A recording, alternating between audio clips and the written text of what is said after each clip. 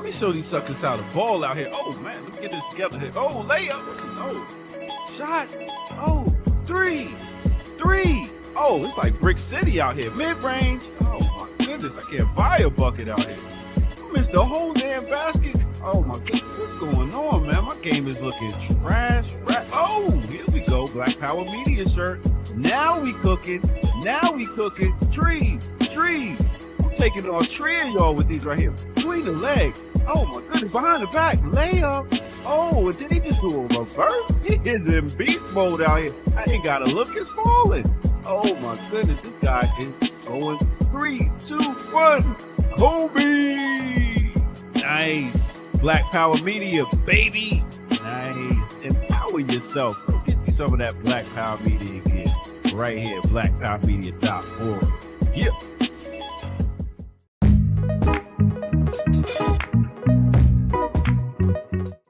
You got to earn your liberation. Yes. What's up, world? Welcome back.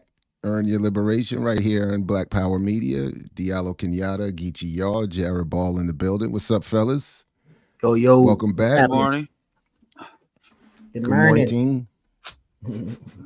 What's up, good people? What's up to the remixers? Please like, share, subscribe. Put this in your socials. Support our Patreon. It's in the show description. Do whatever you can. See you in the chat. If you're seeing this later, welcome and peace to you as well. What's the latest? What's the weather like out there in Chicago, man? Snow, man. A blanket of whiteness. Damn. So just like America in the world, a blanket of whiteness has befallen. The Arctic vortex. Yeah, we getting hit pretty strong right here. Yeah. It's snowing pretty good right here as well. I don't know where Geechee is, otherwise I'd ask. But you know exactly. Witness protection. You know exactly where I'm at. I'm in this black Mecca capital, shorty. You know what time it is. I got all the money in the world over here too. All the money and all the he's in Wakanda. No, yeah. Listen, as soon as I got off the plane, they gave me a couple racks. I was like, damn. And it was like, just because you black. I was like, word. So that's how. Yeah. You just show up to Atlanta. You black. You gonna get like maybe like 3 or 4 racks. But no, that must explain it. That must explain it. They're very well organized and keep all the good latest data. So you got a couple stacks. I got exactly 1/2 of a stack. They're paying you out literally down to your what is it, ancestry.com, me 23andMe, whatever it is, whatever your exact percentage of blackness. They have a contract with one of those entities and they are paying out by the exact percentages. But it was all right. It was still good. Yeah, man. Still good. Everybody go to Atlanta. Trying to dodge Killer Mike because he wants you to invest in his housing. Yeah, man. Like, so, as soon as you get to the as soon as you get it, you goddamn fool. Hey, you about to blow the bag. Hey, as soon as you get to the airport, when you come on the escalator, they got a big picture of Killer Mike. So you already know what time it is. It was him. Do they? I bet they do. Welcome to I the bet A. they do. It's and one you of the better put it in that black bank. In Greenwood. Put it in Greenwood. Put it in Greenwood. Oh, so the good white bank can protect it for you. Don't worry. Killer Mike ain't the only one. We're gonna get to one of my crazy weekends, not my week stories. So yeah, you said you went somewhere. Oh, we bid it. Yeah, we got bid your head. Good. I'm glad you remember. We're gonna bid first, but then but you went somewhere. Yeah, man. I didn't even ask you in the chat. I was like, I'm gonna get this straight live and direct. I had to do Kamal's dirty work in the streets, and they put me in harm's way. Oh wow! Oh, wow. Well, this hand right here, this is one of those hands. What did you deal us? He's one of them hands that people be talking about on the internet and say bid this hand. Zenzi hit me up. I love the way this segment has spawned a whole thing. Zenzi hit me up privately and was like, "Man, you tripping? I'd have got 7 easy off that last one." I Zenzi's said, from New York, though, man. You know, I know, and I said, I see her at the table. I see you at the tables at the next.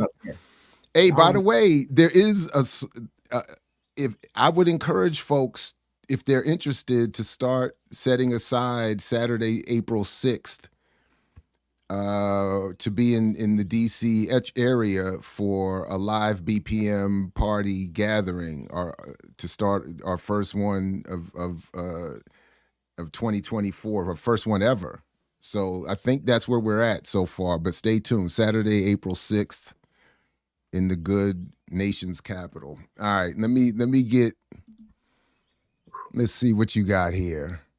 Oh, wow. Oh, Zenzi, we about to run the table, Zenzi. Me and Zenzi about to, let's see, that's 1, 2, 3, 4, 5, 6, easily 6. Easily 6. I might hold up there and see what my partner says that they're looking at. But that's an easy 6. Oh man, and somebody's feelings gonna get hurt. It could go kind of way. You got 2, we can get 10. If you got 2, we could get 10. If you got 3, if you said we have 4, it's a wrap. Yeah.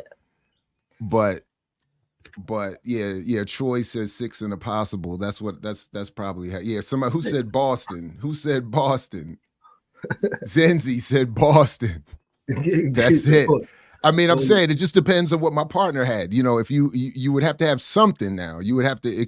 But theoretically, sometimes it could get crazy. RKF said 8. Who? RKF 8. Master said they could get 8. I don't know about that. Yeah. I don't know about that. I don't think we're playing the same game. Yeah, but but Anthony, you were little, I don't know about Anthony. It's more than 5, but okay.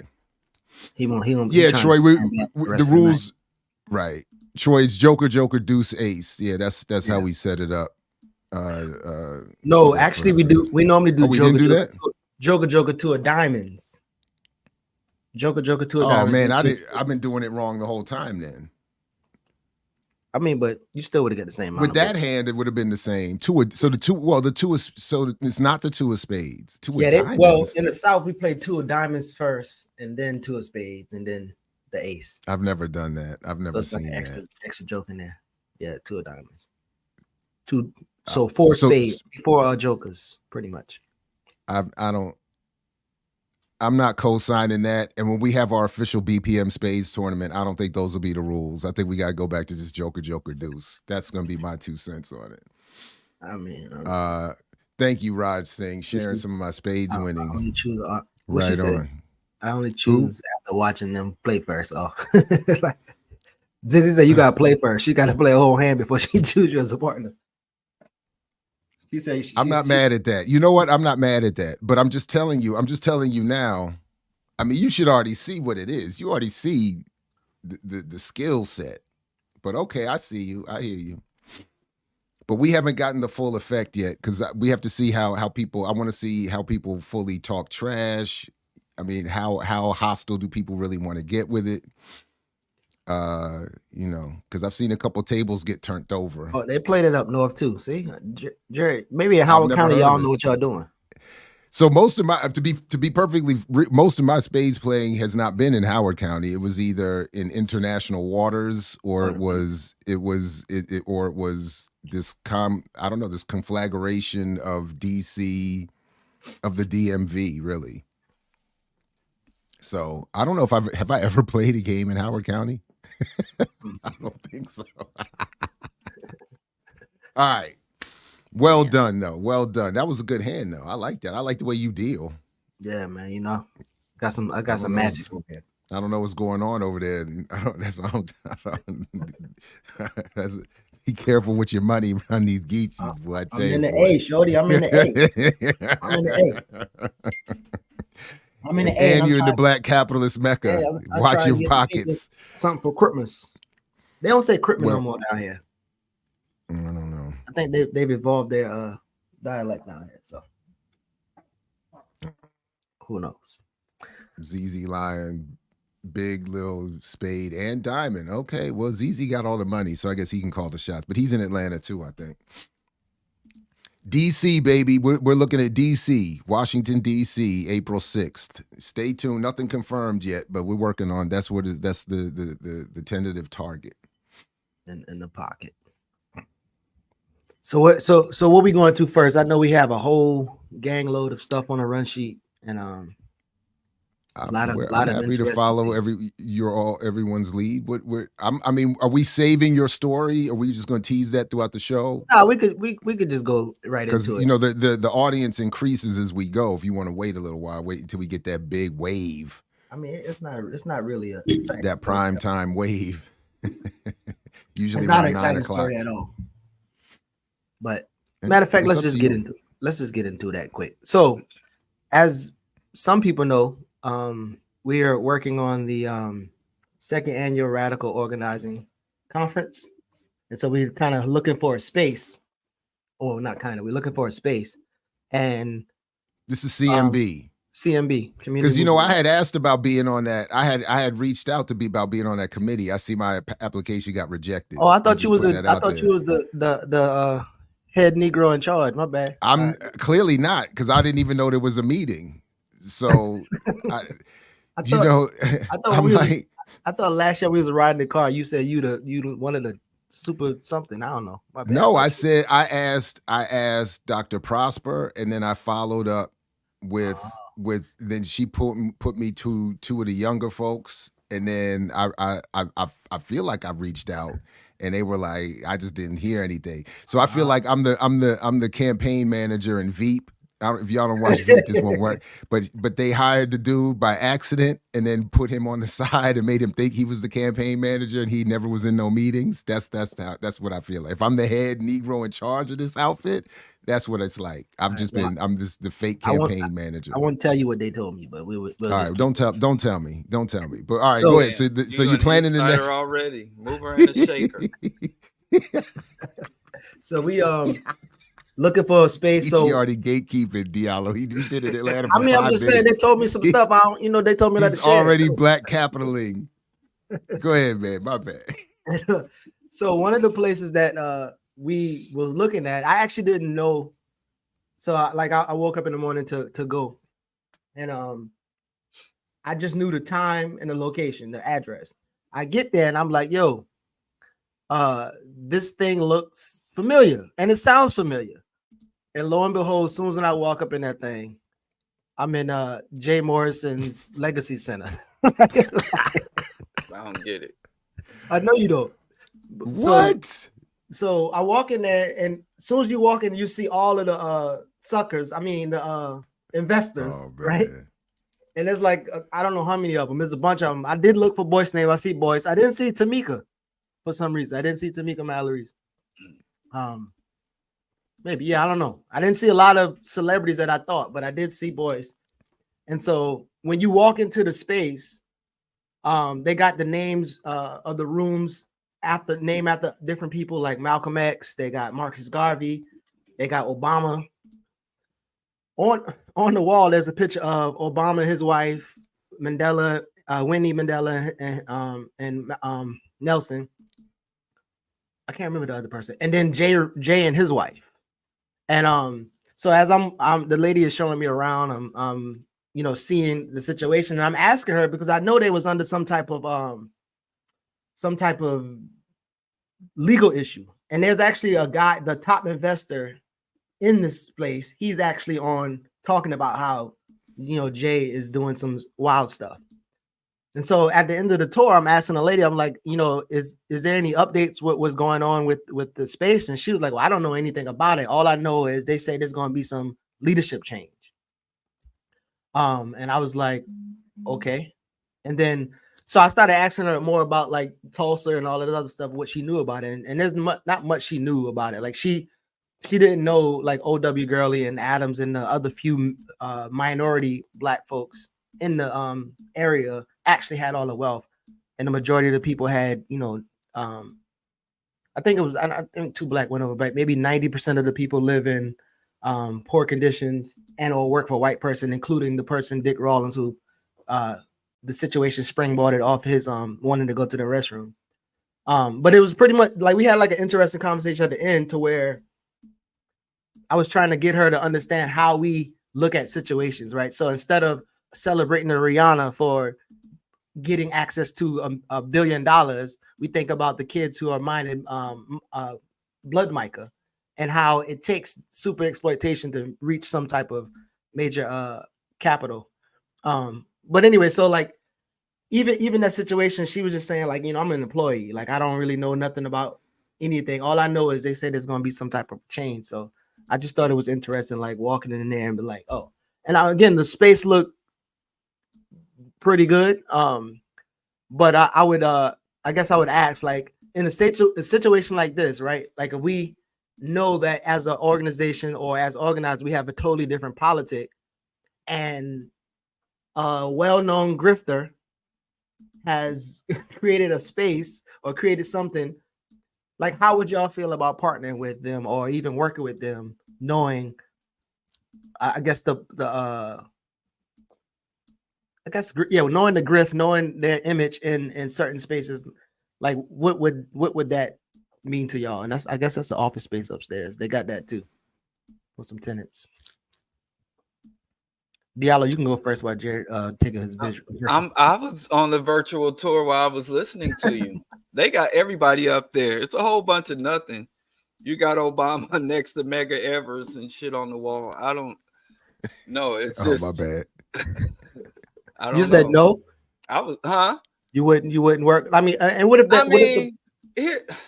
What if the price is good? I mean, or even they gave it to us for free, the water's running. It's the facility, man.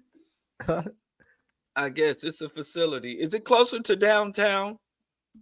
It's not too far from downtown. It's not too far. Y'all from said downtown. the last one was in Atlanta, and I had to drive like almost an hour outside of Atlanta to get to the place. So you want the next national black radical to be at the Jay Morrison Legacy Center? No, it was that would be hilarious. I don't know. But I mean, pick a contradiction. Are we gonna give it? But that's hilarious. So on the bathrooms, they have king and queen.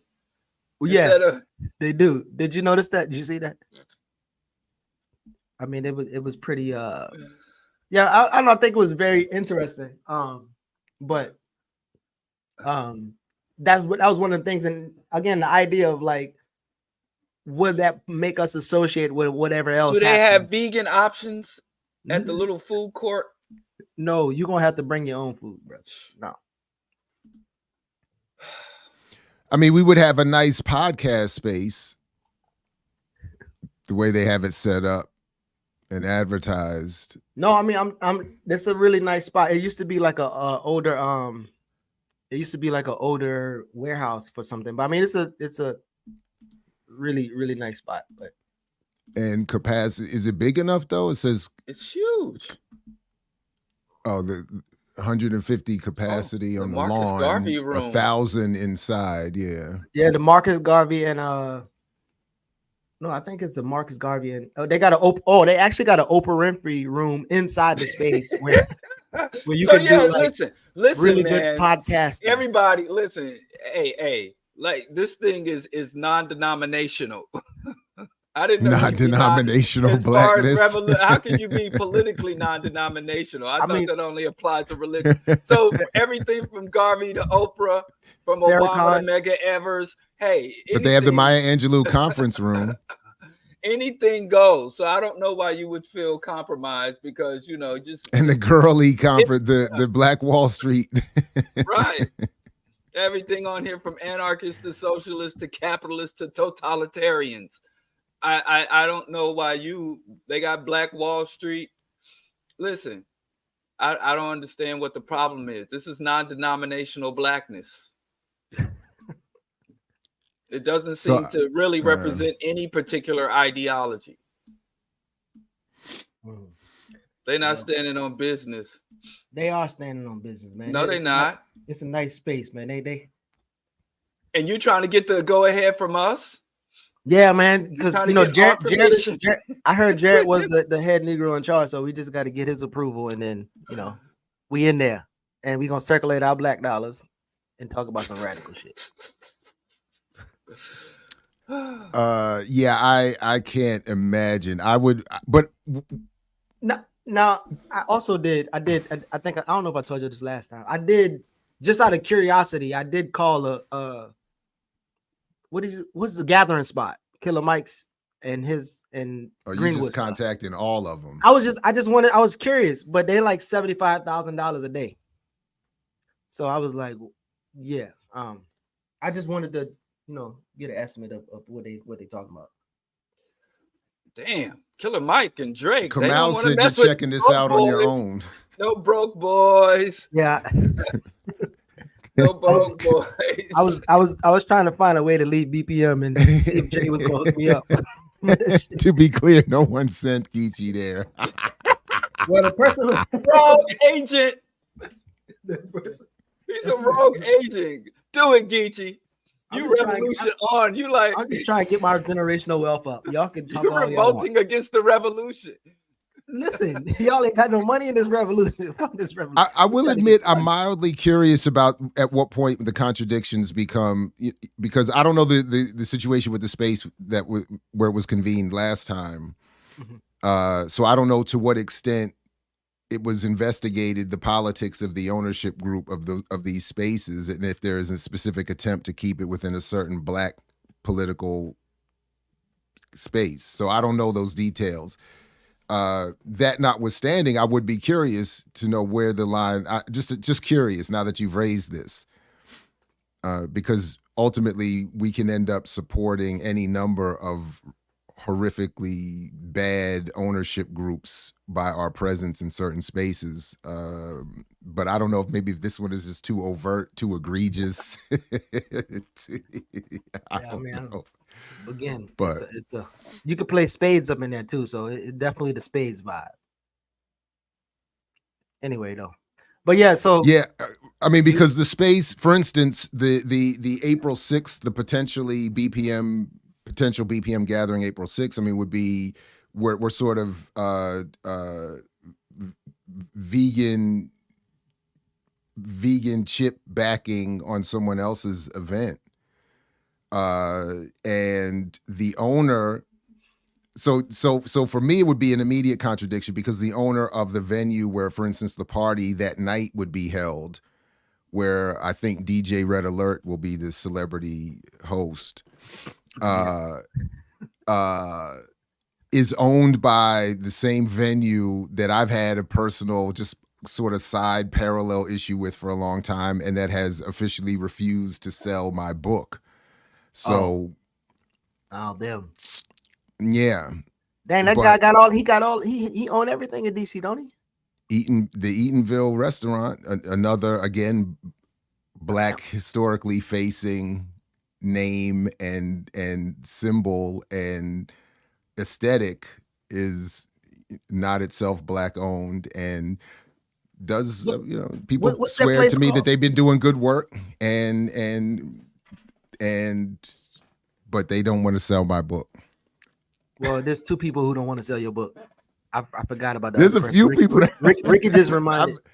But what about that place? I think it's called the Park. It's the Eatonville restaurant is so it's the Bus Boys, the sister to Bus Boys, I guess. The Zora Neale cousin to Langston Hughes or whatever. This might not be in your age bracket, but it's a club in DC called the Park or something like that, and it's like 3 levels, 3 different DJs each level. And by the way, if we ever told the full Sankofa story, that's not necessarily specific to me. This is as much me being in solidarity with others as it is to me. So, because I know the stereotype is that I have all these beefs. It's not always that I have beefs. I'm sometimes in solidarity with colleagues and comrades that have been done wrong. I'm just principled, but I see Lee in the comment. The only reason why I'm suggesting the Park is because we got at least 3 DJs that we can have in each floor. So DJ B Love can be in one, Air Doctor could be in another one. Floor and of then what? Are you It's still talking about this Legacy Center? no the park. The one when I said the park and you started talking about whatever you just. Oh, my talked bad. I don't know. What is the park?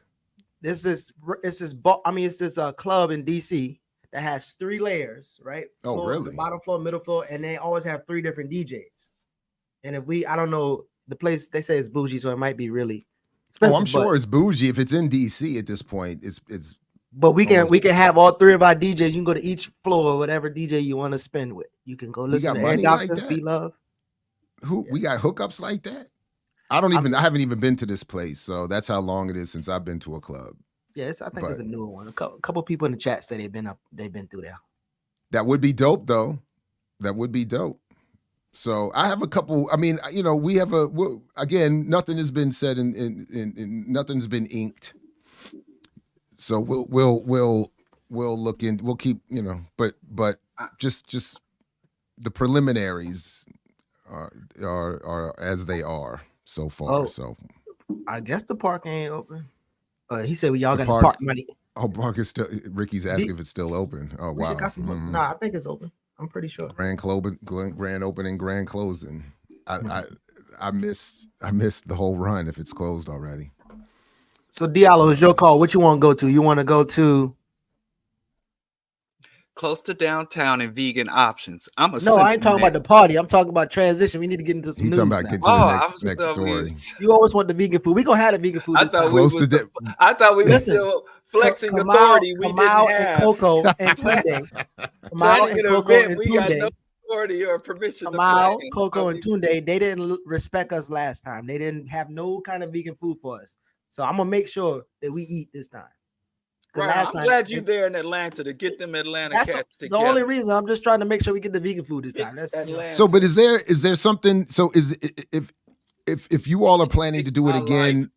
in the Atlanta area, was there something wrong with the venue we were at last time, other than the lack of vegan options? Because it seemed to work more or less. It was as a too far space. from downtown Oh, I see. Yeah. where I don't was know. staying. I don't know. I was Where we- inconvenienced. you weren't Okay. invited. I had to force effort. No. And then I had to drive. Not only did y'all said it was in Atlanta, and I don't know Atlanta. I only been there a few times. I don't know Atlanta. And No so when you breakout said rooms. Yeah, Atlanta, Right, the right, breakout right, rooms were right. really tough there too. Well, That's a we good only had point. one. yeah. But anyway, hey, like I said, We try to So slap just the map. so don't inconvenience Diallo and Look, vegan options and yes, breakout rooms. close to downtown and vegan options. I am a simple man. Hey, to be honest, where they hosted that symposium I was at last week in DC, that is a nice spot. I don't know if it's affordable, but it was a beautiful spot. The rooms were slightly less quality than I would have expected given the rest of the space, but in terms of breakout rooms, the layout, it was very dope and would be perfect for something like this. I just don't know. I don't know the financials, but Money ain't a thing. money It's ain't a thing Atlanta. for CMB. So Diallo, we Top can get down, to, switching 4 lanes. we Money can get ain't a into the thing. we can get into the Atlanta moving on. raps. The No. Atlanta rap Ugh. segue. Ugh. We can get No, to the I first thought we were gonna block. talk about the brick lady. I went in the back of the cupboard. Yo, I went into the back of the cupboard to get my special mug because I thought we was gonna discuss All right, well let's get the there. brick Let's lady. start But there. no, I don't want to Geechee this. I don't want to come in out of Oh, nowhere and try damn. to take over. So if we go into Atlanta Wait. Raptors, let's do it. Time the fuck out. Come and take Yeah. over what? What you talking about, man? Your name is a noun now. I'm not gonna Oh, Geechee word. the show today. I'm gonna I mean, if you want to go to the brick, let's go to the I'm brick. not gonna Bricks. pop up out of nowhere and try All to white run bricks. shit. That's just not me. So Okay. oof. Put Well- my mug back. Well, this was the story that got sent me. That woman known as Brick Lady charged in Houston after being accused of making whole thing up, raising $42,000 on GoFundMe. I don't know why she has to be sitting there with the watermelon like that, though. I don't know who put this up here. Houston News 2 Houston. A woman who went viral on social media after making claims a man assaulted her with a brick outside a Houston club is now accused of raising tens of thousands of dollars in a GoFundMe. Rhoda Osman, 33, has been charged with felony theft by deception. According to charging documents, Osman raised at least $40,000 through a fraudulent GoFundMe page she started in September. She claimed she was a victim of a similar attack more than 3 years ago. And this is the streamed what she claimed was the aftermath on Instagram and started a GoFundMe. Only KPRC2's Bryce Newberry is talking with the prosecutor on this case tonight. He joins us live near the Galleria with the latest. Bryce. Daniela, Houston police got called to this street in September, and when they arrived, the woman seen in that viral video told them that an Uber driver threw a brick at her head and then tried to kidnap her. But tonight, she has become the focus of this criminal investigation because Houston police say the surveillance footage captured by cameras on this street doesn't match her story. Yo, this man just hit me in my face with a brick, and all these black men just watch. This video with more than 1 million likes on the Shade Room's Instagram page captured the moments after what appeared to be a brutal attack in West Houston. Y'all gonna let a man hit me in my face? The woman is 33-year-old Rhoda Osman. What have I ever done to anybody in my life to deserve this? Seen here in tears in a hospital gown. She told the detective that responded that she was hit in the head with a brick after she refused to give her phone number to a guy on the street. And was that verified by any of the evidence that detectives looked at? No, that was not verified. Harris County prosecutor Keith Houston says surveillance videos from that early September morning show Osman hitting a man first. So she's the one she was the aggressor? She was the aggressor, yes. And it was a water bottle that hit her, not a brick? He did have a water bottle in his hand, and we think that's what left the mark. According to court documents, she asked someone else to launch this GoFundMe for her recovery, raising more than $42,000. But as the story went viral, a blogger on TikTok called police, alerting them to this 2020 GoFundMe, which claimed a vicious assault by a security guard in Minneapolis. Detective Thornton verified with Minneapolis police that there was no assault done at that time. It was completely fictional. Prosecutors allege theft by deception and believe she would have received all. So even as we see in the comments, I think there's this idea of like, again, she still got hit, and there's this conversation around there, right? So even before we get to there, she has tons of videos, and a lot of them are viral. So this time she was able to get 42,000, but I don't think they got it because I can't remember the name of the people. Not Cash App. What is it? GoFundMe closed it down. But in 2020, she raised $5,000 off of the same type of narrative. And so even as you see these laced up things, right? You see two white men talking there, right? And they are talking about the evidence. And one could question, well, okay, we're going to listen to these two white men, or are we going to believe black women? And when we focus on the contradictions, one of the things that is often viral is her talking about how black men ain't shit, they don't protect her, and they whatever. And after all this go down, she literally calls Cornel X and the Black Panther Party to kind of help her navigate the situation, which is interesting. I was looking for some stuff from there. But Tasha K, or whatever the lady name is, she interviews Olin Douglas, who now is accused of hitting her with the brick. And the story changed off the multiple times. And what he was saying was he was blocking her from hitting her because she was already kicking him in the car. And she was blocking her from hitting him. And when he went like that, she hit her with the water bottle. And so, again, I think the conversation around, like, she still got hit. And one of the questions that Olin asked, he's like, the story changed so many times. At what point do you start to question her? Like, is this type of story is so charged, or there's trauma response to it, and there are women who are actually assaulted continuously. In this situation, at what point do you start to question like some of the holes or some of the contradictions without sounding like you are defending somebody who supposedly attacked a black woman? What's your thoughts? Well, you laid it all out. I think bigger than the $42,000 scamming, because that's the big thing. Was the discussion provoked around black men protecting black women, because as you said, a big part of what allowed that to go viral was beyond the assault, because assaults happen every day continuously, where you look at the FBI crime statistics, they break that shit down in minutes, like every 2 minutes an assault. And so the fact that she started the dialogue around black men failing to protect, and I actually did a discussion called the protection paradox, from whether or not women are protected in the streets, and men talking about the worthiness of women to be protected in the streets, and the obligation or lack thereof of protection.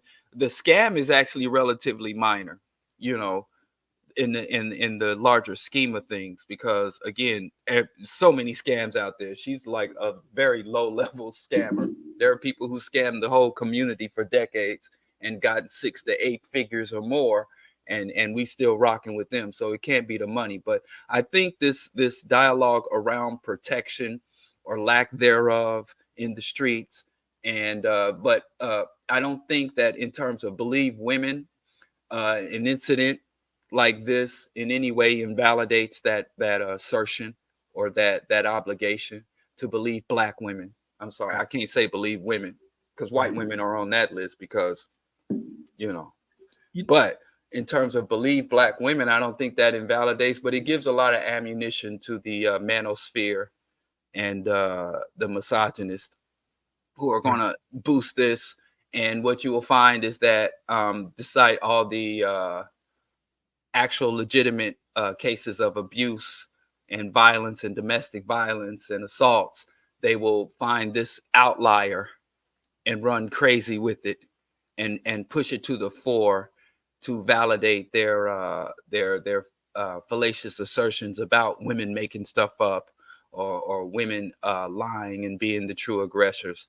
So ultimately, I think, again, what should stand out most is that she was able to jump in on it, or ignite or go viral based on this ongoing issue of protection, who's obligated to protect in the streets and who's failing to protect who in the streets, which I think I'm sorry. I'm sorry, go ahead. No, which I think it is quite a paradox. One of the things, one of the last things I think Asafo said publicly when we was on this session about challenging this idea of black men protect black women as opposed to them protecting each other was the example of Marquise McLaughlin. If y'all remember, the white man was antagonizing his wife while he was in a gas station with his son, and he came out and like pushed the white man on the ground and to check on his wife. And while the white man was on the ground, he shot him and killed him. Like he was literally dying in front of his son. And he was saying, like, what if Marquise pushed him down, and then his woman saw the white man picking up a gun and shot the guy? Like, in terms of the illustration of how black men and black women could and should protect each other. But Jared, what you think? I think that, as I keep saying lately, we're in a civilizational crisis of methodology, and where we're not often enough checking the methods we're employing to reach our conclusions. And I think that it's only going to become increasingly more difficult going forward to determine what is really happening. And if we're not clear on what methods we're using, I mean, this was the issue when Imani Barbarin came on my show, and I was trying to ask her about the methods she was using to conclude after this story broke to say, as she did, that black people institutionally are the police, that black men, I'm sorry, are the police. And so on the one hand, I thought that was a flawed method leading to a flawed conclusion and a flawed analysis. Similarly, as it's already been brought up in our chat, in other ignoble political spaces, the reverse hashtaggers are using this because the sister's from Somalia. Is she from she's somewhere on the continent. So I've seen a number of posts alluding to the fact that, again, this is more evidence as to why Black America should not trust the African diaspora. All of it to say that we obviously have major problems with how all of us are treated, how Black women in particular are treated, how Black men treat Black women, how Black men treat Black men. I mean, I just watched a very thoughtful discussion yesterday, or listened to one, about how the violence of Black men against Black men, who are ultimately numerically by percentage the primary target of that violence, is not itself considered properly. So I say all that to say we have a whole bunch of problems. We have the broader problems of the colonization that seems to get less and less focus as the microcosmic results or outcomes get the attention, and then the methodology applied to those microcosmic investigations, I think, is increasingly becoming less sound. So it's more easily, because remember, there was another viral moment in between all of this where a young brother claimed to have been a witness to this and said it was fake, and he went viral. Then it came out that he had not, in fact, been a witness and was basing his claims against this woman on previous instances or some other information. And again, so there was initial backlash of, see, she's lying because this dude said it never happened. And there goes another woman lying on men again. And then that story turned out not to be true. So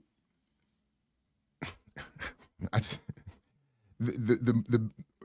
with everything, the better we are clear. Can I say this? Mm-hmm. More so than the actors and the perpetrators, the scammers and the false witnesses, or more so than them, the larger community needs to examine itself, because there are a lot of legitimate acts of abuse. There are a lot of legitimate individuals and organizations working to curtail violence on all scales: intimate violence, internal violence, community violence.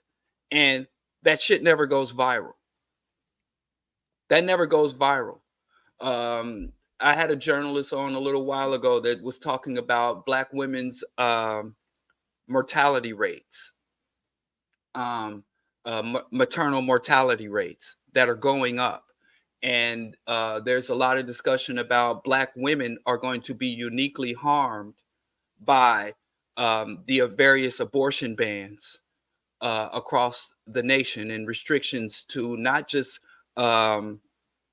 access to abortion, which people just focus on, but a lot of these institutions that provide abortions also provide prenatal care, nutrition instructions, doula services, breastfeeding, and support for poor women who are new mothers or pregnant, and how this is going to ravage and lead to a lot of lifelong injuries for Black women and children.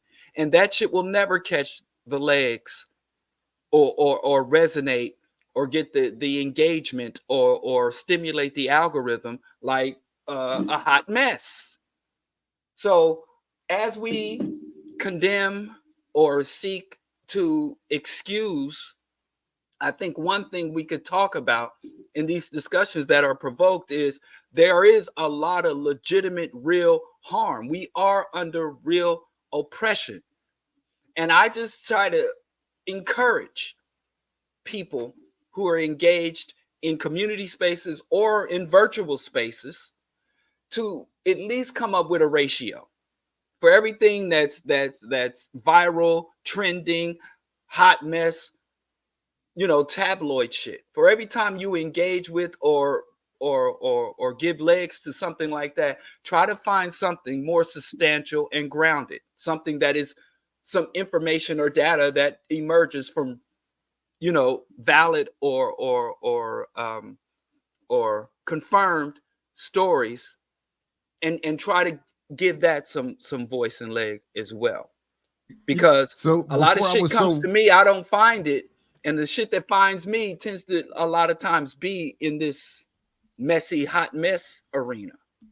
I mean, well, hold on a second, Geechee, please, because this is the most frustrating thing in the history of my existence on this show. Diallo interrupts me, says the same shit I'm saying, and everybody in the chat is bigging him up for all his great points. This is some bullshit. I'm putting. I put my foot. Well, down. I mean, at least you're not being blamed for bringing the story up when Diallo brought the story up. So I didn't know it was a competition. First of all, second so of all, it is a competition, and I everywhere. Agree, so I'm just pushing. But I mean, okay, I'm with Cam and Mace on this. Everywhere men are is a competition. Nah, that's not how I live. I'm just playing. No, in all seriousness, I agree with all of that, and I think and there was a point if we're because I think I broke this rule already, so I apologize. But if it's okay, this is really where I was trying to get to before I was so rudely cut off. That I agree with Coco. I blame liberal feminism. I think we can get to some. Like I don't know if you want to play that video.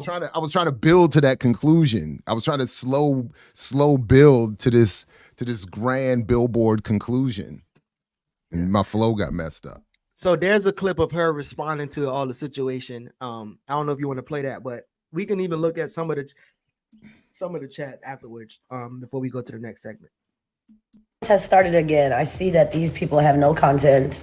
They have nothing to do but to live off of the road economy. My enemies are both invisible and have nothing to lose. Their whole platforms are built off of black women's pain. And I have threatened and showed them that I'm going to stop them, and I'm never going to stop. I am going to make sure that this does not happen to anybody else, and I won't give up. The violence that I have fucking suffered since September 3rd is just unbelievable. I can't even believe I'm here. They try to leave me for dead, but I'm still here. And I know this is a worthy cause to fight for, because these people cannot keep doing this. They can't keep doing this. And like I said, they have nothing to lose. I'm dissertating for my PhD this semester. I actually have things going on in my life. I actually have real ways to make money. I don't have to get a GoFundMe for money. I actually can earn income because I'm actually educated and I actually am talented, where they have nothing. But guess what? The more you try to come after me, the more you're playing yourself. Watch. God don't like ugly. I just want y'all to know that the fight is not about whether this happened or not, because everybody knows this happened. There's a confession video, there's hospital records, there's police records. For God's sakes, I made a video from the scene of the crime. This is not about whether this happened to me or not. This is about them trying to protect their platforms, them trying to protect their ideologies of benefiting off of black women's pain. And because I've threatened to sue them and I've threatened to take down their platforms, they're trying to make sure that they can intimidate me and silence me and make me give up. But I'm not giving up, because I'm not allowing this to happen to somebody else. And I'm not allowing people to benefit off of black women's pain. I can't imagine this happening to somebody else. I won't allow it. So guess what? They're trying to intimidate me. They're trying to silence me. They're trying to make me give up, but I won't. The more y'all come after me, the more evidence I'm pulling, the more you guys are helping my case, and the more that you guys will all have to be lined up and have to be exposed for what y'all did. Making a whole documentary out of this shit. We're going to show every single person and what they've done. You can't just hide in the dark. It's coming to light, baby. And let's be honest. If y'all weren't really scared, and when I say y'all, I mean the people that are coming after me, then why are y'all doing all of this for 4 months? Why are y'all making 20 phone calls to the police? Why are y'all sending all these messages? Why are y'all fighting so hard? Because the truth is, you know that I have evidence. And the only way that y'all can win is if y'all take away my community support and if y'all make me give up and break my spirit. But my spirit will not be broken. So we can. You're the one that's weak. I'm not weak. You're the one that's scared. I'm not scared. I'm faithful. I'm very faithful. And I know that the truth will come out. And I know that the only person that will be apologizing is you guys. Because we're not apologizing. Black women are not apologizing. We're not apologizing for creating change. We're not. So again, I think this. So right now there's social media. I don't know if many people in the chat knows people personally. I was in contact with a supposedly fiance of hers who has like who because again, when she was having this thing about black men, she was actually about to be engaged to a black man. And I did had conversations with him, but as of right now, you talked to her former fiance. Is that what you're saying? Mm-hmm. Yeah. But as of now, we are getting these different sides, and then people are kind of arguing, and people are doubling down, as we see in the comments. And the evidence that we have to go off, again, I wonder what y'all think in terms of like, they can say, well, these are white men. And will you believe a white man, or will you believe the cops who are doing the police report? Wouldn't the cops center men as opposed to women? And so at what point do we, like, I guess, grapple with the reality that we're almost dependent on the cops to verify what side or whose side we believe? If that makes sense? Or at least the police report or some type of evidence. I think what ends up happening, I'm not sure if I followed you there, but I think what ends up happening is that people appreciate the version that satisfies their pre-existing beliefs or worldview. So that's why I keep bringing up this issue of methodology, and that's why I think that without checking, without thought, and without wanting to do anything other than, I mean, now that I'm thinking about it, I mean, that was a big, that was one of my big issues with, and I don't mean to put it all on her, but I keep going back to that interview with Imani Barbarin, where she said she was looking to create a social media uproar out of the responses she was seeing to this issue. And just, again, methodologically, without checking on the story, without maybe putting a more appropriate political frame on the story, on the issue of male violence or the sufferings of Black women. Instead of that, it became not just through Ms. Barbarin, but others. It became something else and then we lose the ability to develop a proper assessment and analysis and response, and it just feeds so that's what I end up thinking. Again, I'm not sure if I followed you exactly there, but that's what I'm thinking, that people, it's like, oh, I can use this, I can make use of this. I mean, I do the same thing when I see things happening in the world. I'm like, oh, I can make use of this in the classroom, I can make use of this on our platform, but there has to be some steps taken to check the personal bias balance, to check the information, to check the da-da-da-da-da-da-da. And I think that to the extent that I and none of us, or many of us, don't follow those steps appropriately, we lose sight of things. So I don't know if, Diallo, you had any more points on that, but we can go to the chats about this topic and then transition to the next segment. But where we start? Boom. Zenzi. Why bring up this issue except to prove some point about that Black women should not be protected? And again, I don't know. Again, first she accused me of bringing up, but Diallo brought it. But then Diallo brought up a point, and so she's agreeing with Diallo. So I don't. What you mean? Y'all wilding? Huh? No, you didn't say let's talk about it. Well. Just now? We had just to be clear, but hold on, just to be clear, myself included, I think I sent the link that was sent to me to our group chat asking if we wanted to discuss this, and we did discuss in our private chat during the week if this was going to come up. So all jokes aside, Diallo may have mentioned us getting to it in the flow of today, but we had all already, with my initial, I'll take responsibility for bringing it to our chat to discuss it. I actually, so if I'm reading the question in its proper context, and I don't know that I am, but my 2 cents would be, I thought it was worthy of bringing up because, again, it's another popular issue that had become a very popular social media issue. It had even become an issue on this platform. It had.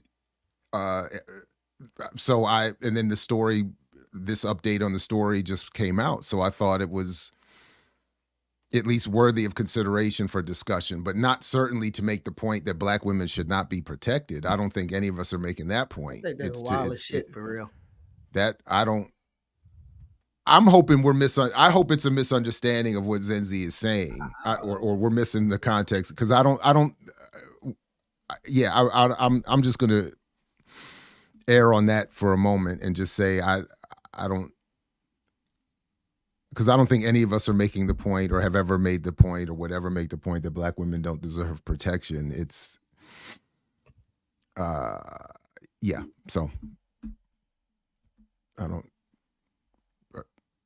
Was that it? We moving on to the next one? Yeah, Okay. go to the next one. She was hit with a bottle, not with a brick. So I missed that part too. Was it in fact confirmed that she was hit with the bottle? Yeah, so a dude actually hit her with something. So it was a plastic bottle, and they said there's a video, but the dude in the interview said he had a bottle in his hand, and it started with her kicking him in the back seat and him telling like she got to go. So actually, let's back up. Oh, because he was the Uber driver. No. So that's not. He wasn't. True that's not true either. That's what I'm about to say. I'm gonna back up. So he's at a club, right? And he has a VIP section. And this is what he's saying. He says that he sees her, they acknowledge each other, and he told her, like, yo, you can come to the VIP section. When she comes over, she's like, I only can sit here if all these women leave. And he said, well, it looked like you're going to be standing up. And they just kind of going back and forth, talking, whatever. And then at the end of the night, I guess they was going somewhere else. They're talking, and she's with this guy, and there's his friend and her friend, a woman and a man. They're in the back seat of some Maserati, and he said that she was like kicking him and acting, she was doing too much, and he was like, yo, you're gonna have to leave. And so they got out the car and telling her to leave, and she's still hitting on him. And when he tried to like bat her away, he hit her with the bottle.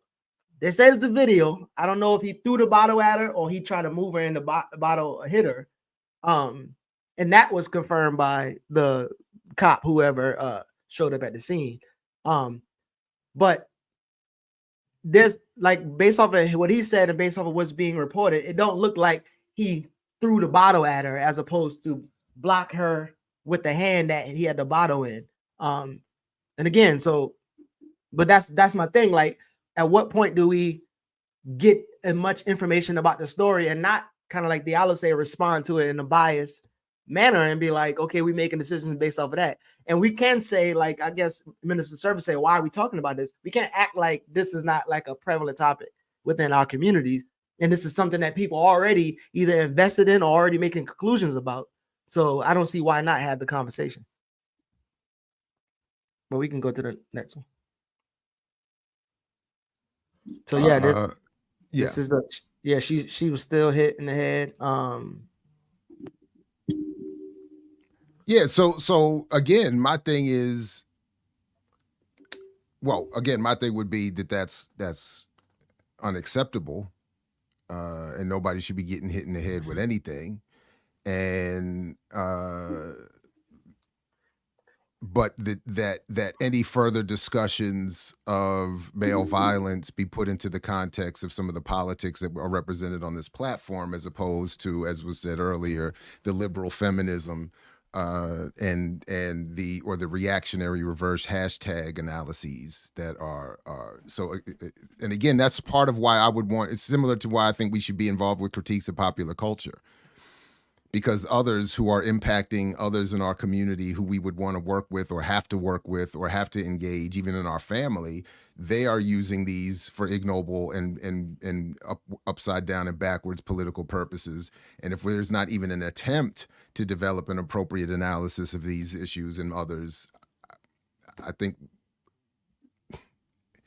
we lose some. We end up working against ourselves. So. Diallo, any thoughts on any of the comments? Yeah, that's facts right there too. That's facts. No, we can move on. Yeah, definitely. Minister Service said we should move on. Why is this even the topic on here?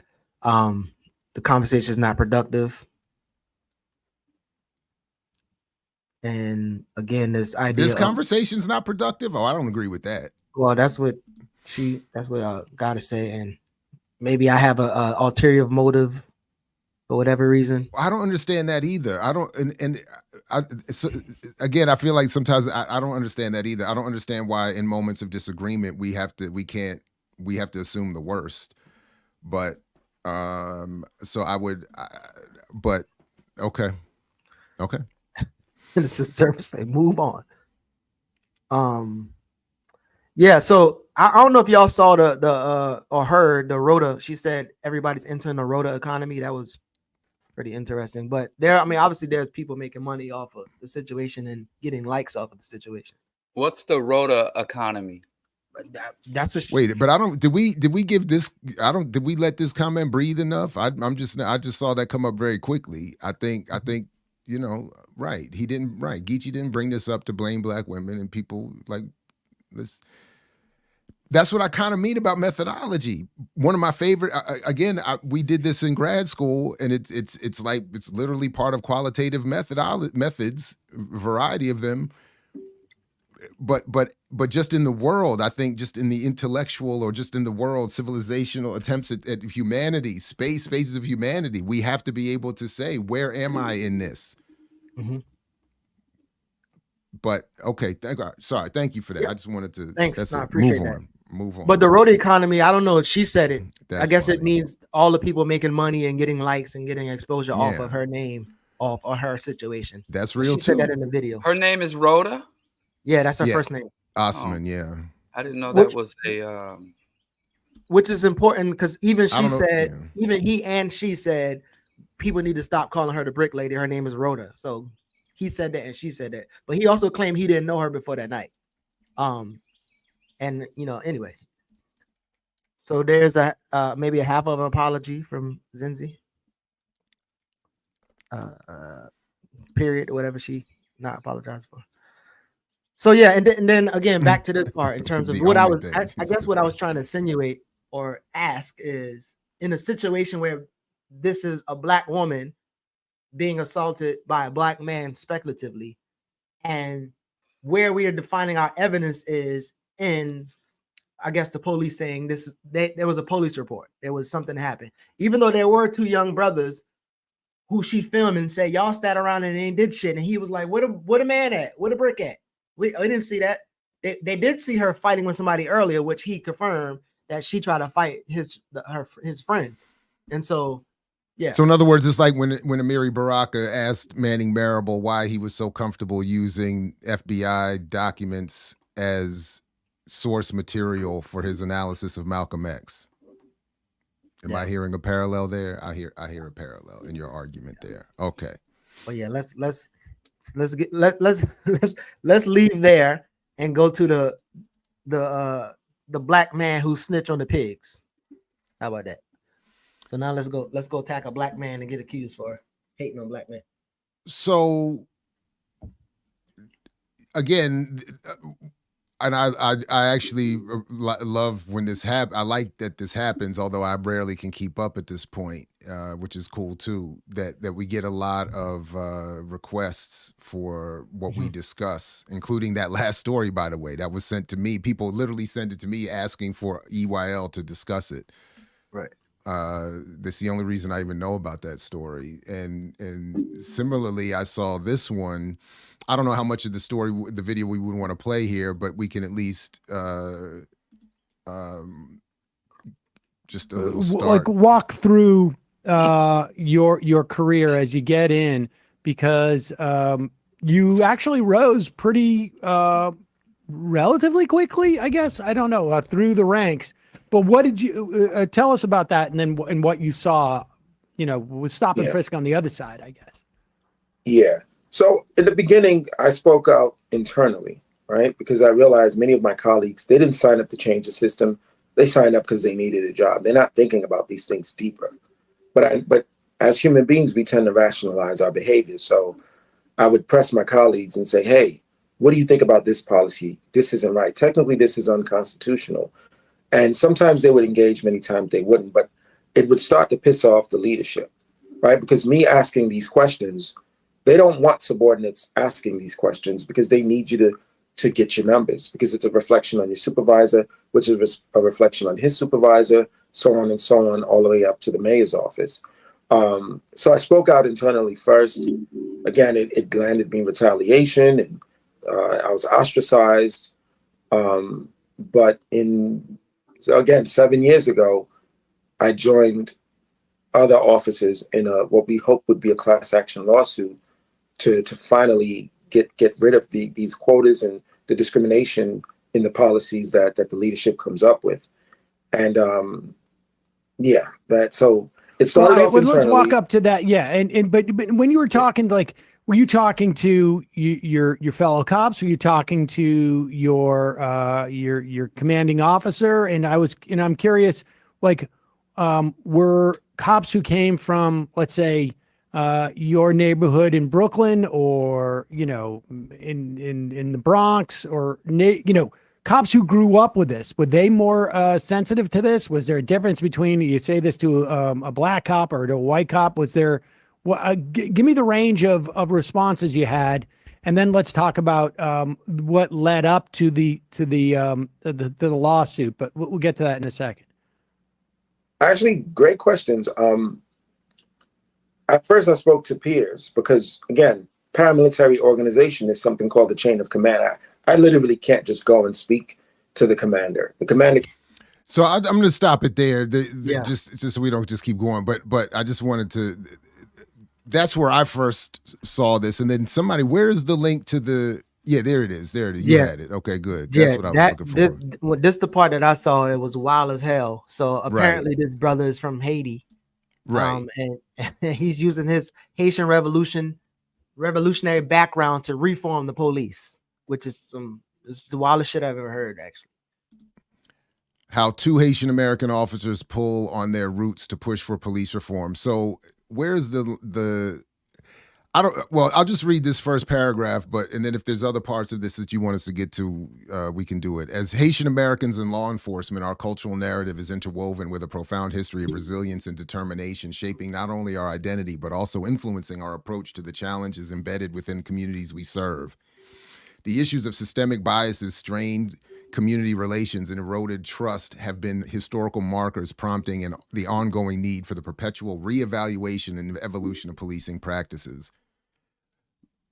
This was I think, is this the line here? The Haitian Revolution serves as a guiding force influencing our perspective of policing and inspiring us to play a positive role in communities while creating awareness of systemic issues that often go unnoticed. Our heritage is not merely a background note, but a powerful melody that enriches our outlook as we navigate the dynamics of police reform. The Haitian Revolution, with its emphasis on justice, unity, and empowerment, reminds us of the impact of collective action.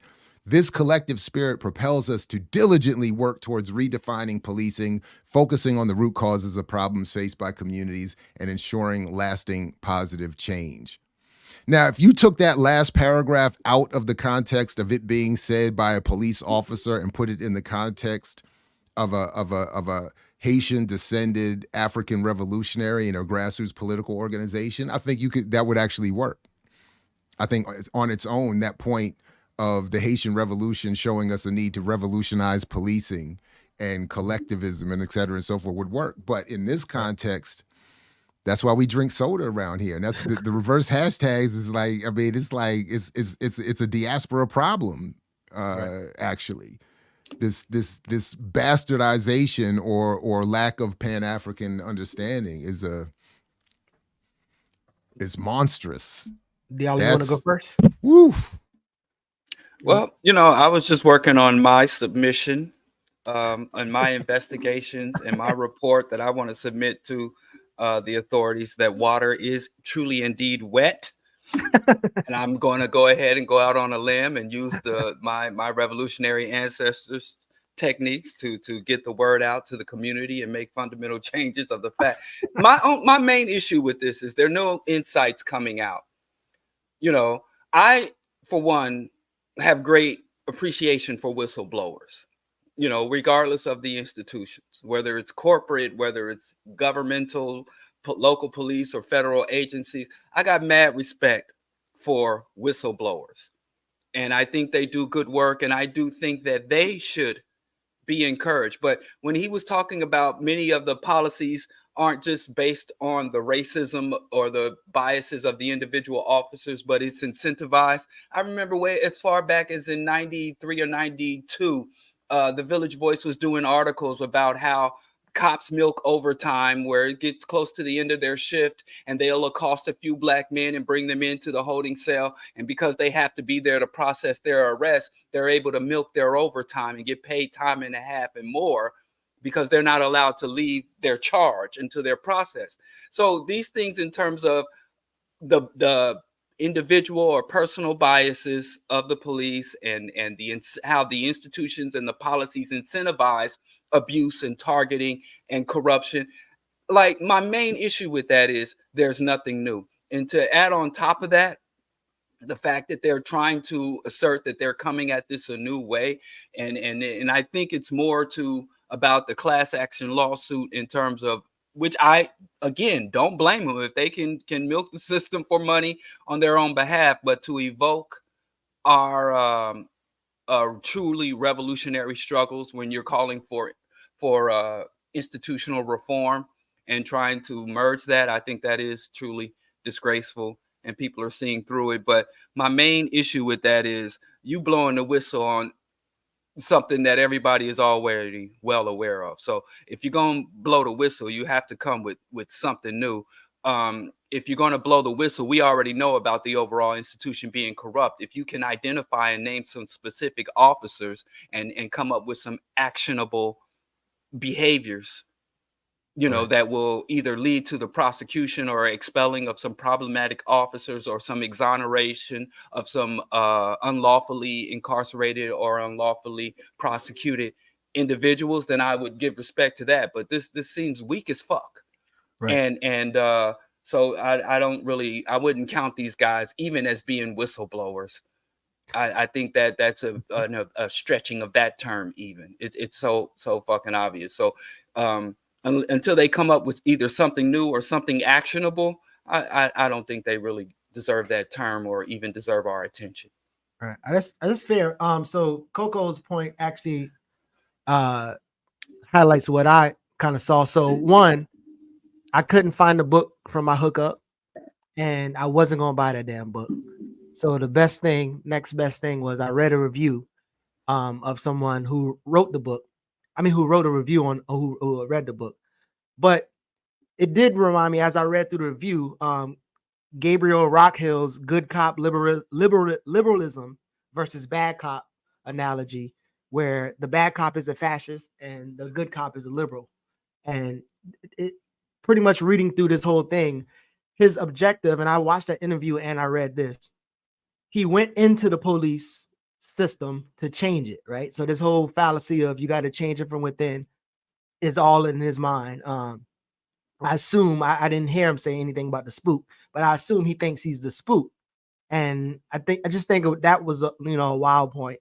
And then he's saying that in order for meaningful police reform requires a meaningful social and political and economic reforms, and then the vice versa. So one of the things that I kind of kept seeing in his point, apart from saying that he is inspired by the Haitian Revolution, is him saying things like how the people who steal fares in the subways and the stuff in New York, even though Everett Adams has increased the arrests, but he's saying they used to hide behind some doors and wait for people to jump out, and then they would arrest them or apprehend them and hope they have a gun, because if they find a gun, that will allow them to legitimize the practices. And so he pretty much talked about that in his interview. And I guess I wonder if some of these things could be a little bit used in some type of capacity. So in Ohio and Kansas, even in Baltimore, at least one line, there are some free public transportation.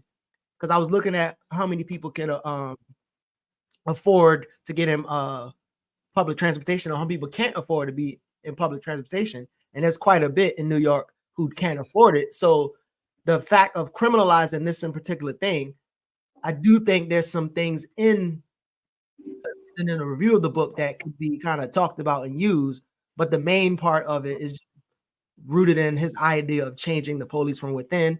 And he still will have this idea that there's such thing as a good cop under the U.S. imperialism, which he doesn't really talk about. Our homeboy Wise Intelligent already put out the perfect album and lyrical response to that in his track one Good Cop. Show me one. Show me. I forgot how he did it. Diallo remembers verses better than I do, but Wise already broke that down. There is no one good cop. I mean, imagine. I always remember the silliness of, like, I think my very first activist action as an adult was supporting an effort to get our right to wear Bob Marley and Malcolm X shirts on my aircraft carrier. Right. Was I going to start with that to reform the U.S. military? But my homeboy, and I'm really, one day I hope that he can recover and get to the point where he wants to tell his story. But my homeboy from college who did that, who watched his brother get abused by Baltimore police and then joined Baltimore police with the idea of reforming Baltimore police, and then had the Baltimore police ultimately ruin his career and maybe more. To me is a perfect microcosmic example of the fallacy of that approach. And then, by the way, just to clarify, it's not even, I don't even know to what extent it's fair to put the whole spook analogy to any of these folks, because in the Spook Who Sat by the Door, the idea was was a conscious effort to infiltrate for the purpose of a Black liberation movement, not to reform the institution of the police. I get that. So I get that. But people misuse that. Is what I'm saying. Like, people normally misuse that, and that's the thing that I always point out. Like, he learned it, and he went and organized gangs with the stuff that he learned, as opposed to try to change the FBI or the CIA. What I'm saying is, in his mind, that's what, if he can compare himself to the Haitian Revolution or be inspired by the Haitian Revolution, I'm pretty sure that he, in his mind, think that that's what he's doing. But there was an interesting thing that he pointed out about how, instead of hiding behind these doors in the public transportation spaces and then catching people, he said that he thought that the police should just show their presence. And he said the reason why his upper hand or upper level bosses tell him not to is because they said preventing crime does not produce overtime, and it also doesn't produce crime fighting stats. And so I think, like, again, there are little points of like that you could take and be like, show some contradictions, but overall, like, you could have just said an interview and you had to write a book about it. But I think that the state will be able to use this as this cleanup job just as well as they do with the movies and TV shows about how good police are. But I think they will use this guy as like a poster child. No, I mean, if we could have, if Nat Turner can be reduced in film to his revolution supporting the Union Army, then I could easily see Hollywood turning the motion of the Haitian Revolution being turned into police reform.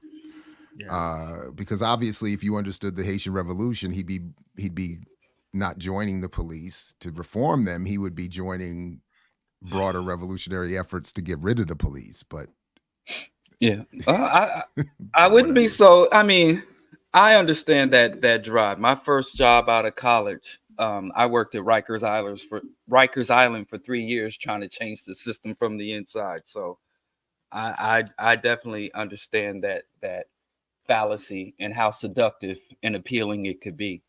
So if I had stayed in, I was this close. I'd have had the Navy working for us. I was this close. Just a couple more years. I almost had him, but I gave in too early. I had to bail. Like, no.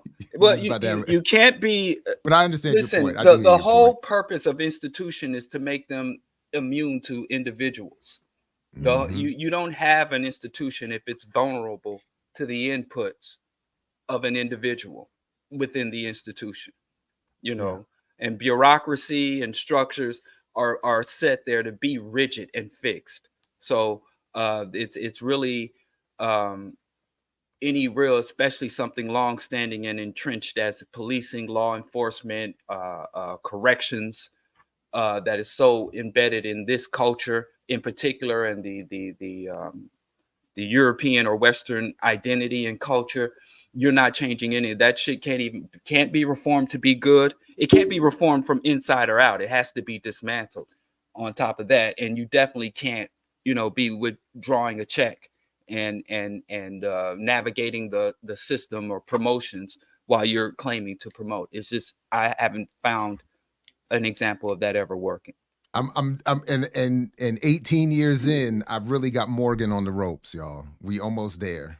We're almost there. It is, you about to see Morgan State be the real revolutionary mecca. I just need a little more time.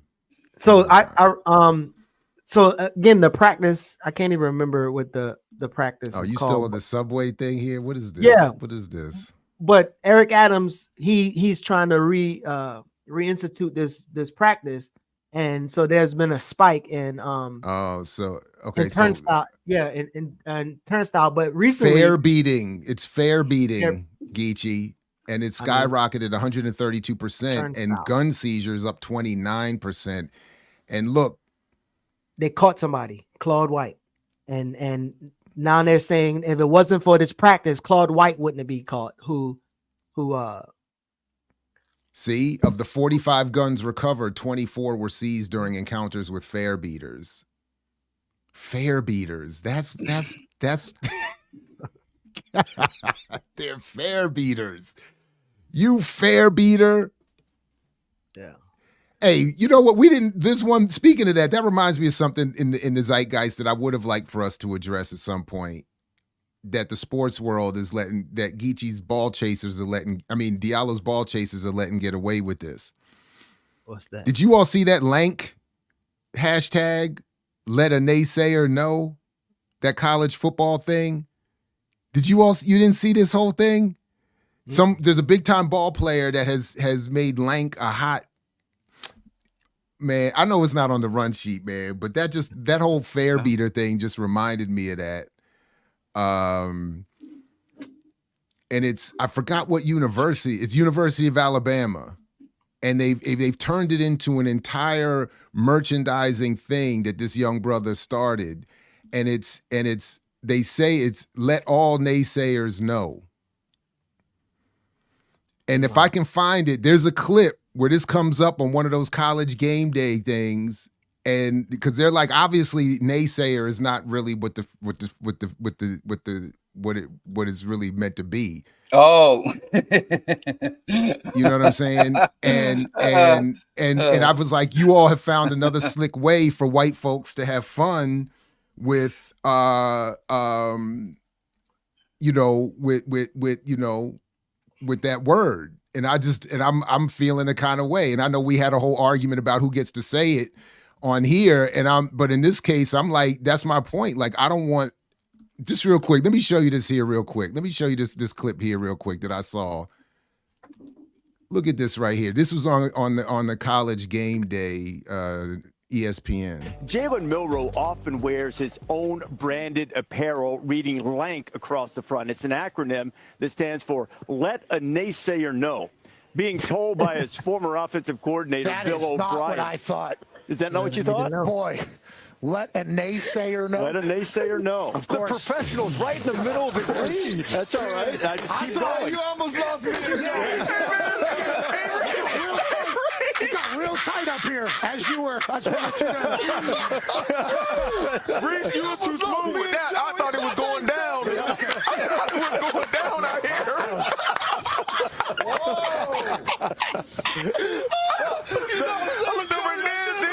Oh, sorry about it. Let a naysayer know. Let a naysayer know. That's what we thought the whole time. That's what we all thought.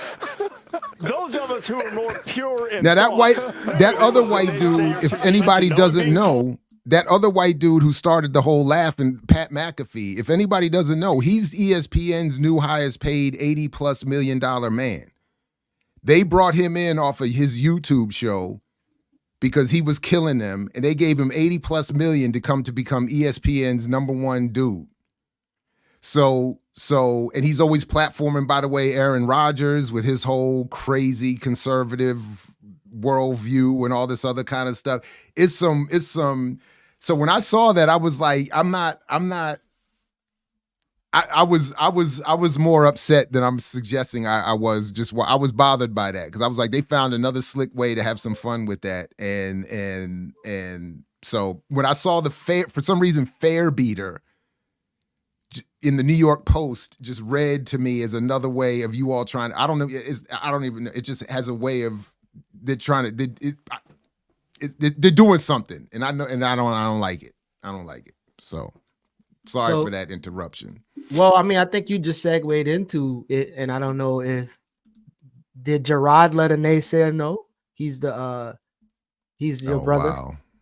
But no, see, it's funny. Gerard Mayo is the first Black New England Patriots head coach. Gerard Mayo was in. Oh, sorry. Yeah, and then right before, like at a press conference, I think Kraft, I don't know his name.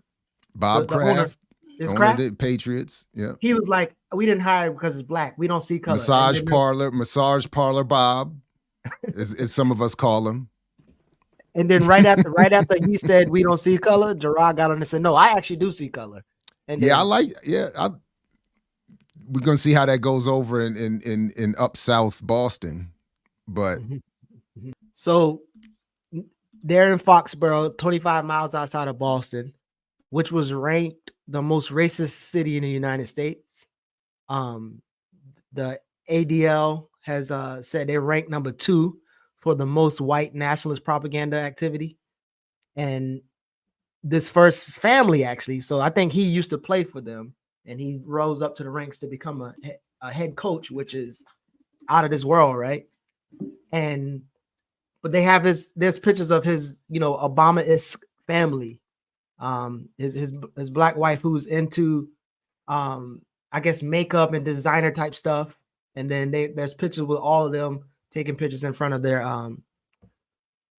the logos, which is very interesting. So there's a bunch of first Black families around. There's one in Maryland, the Obamas, and then there's now one in Boston,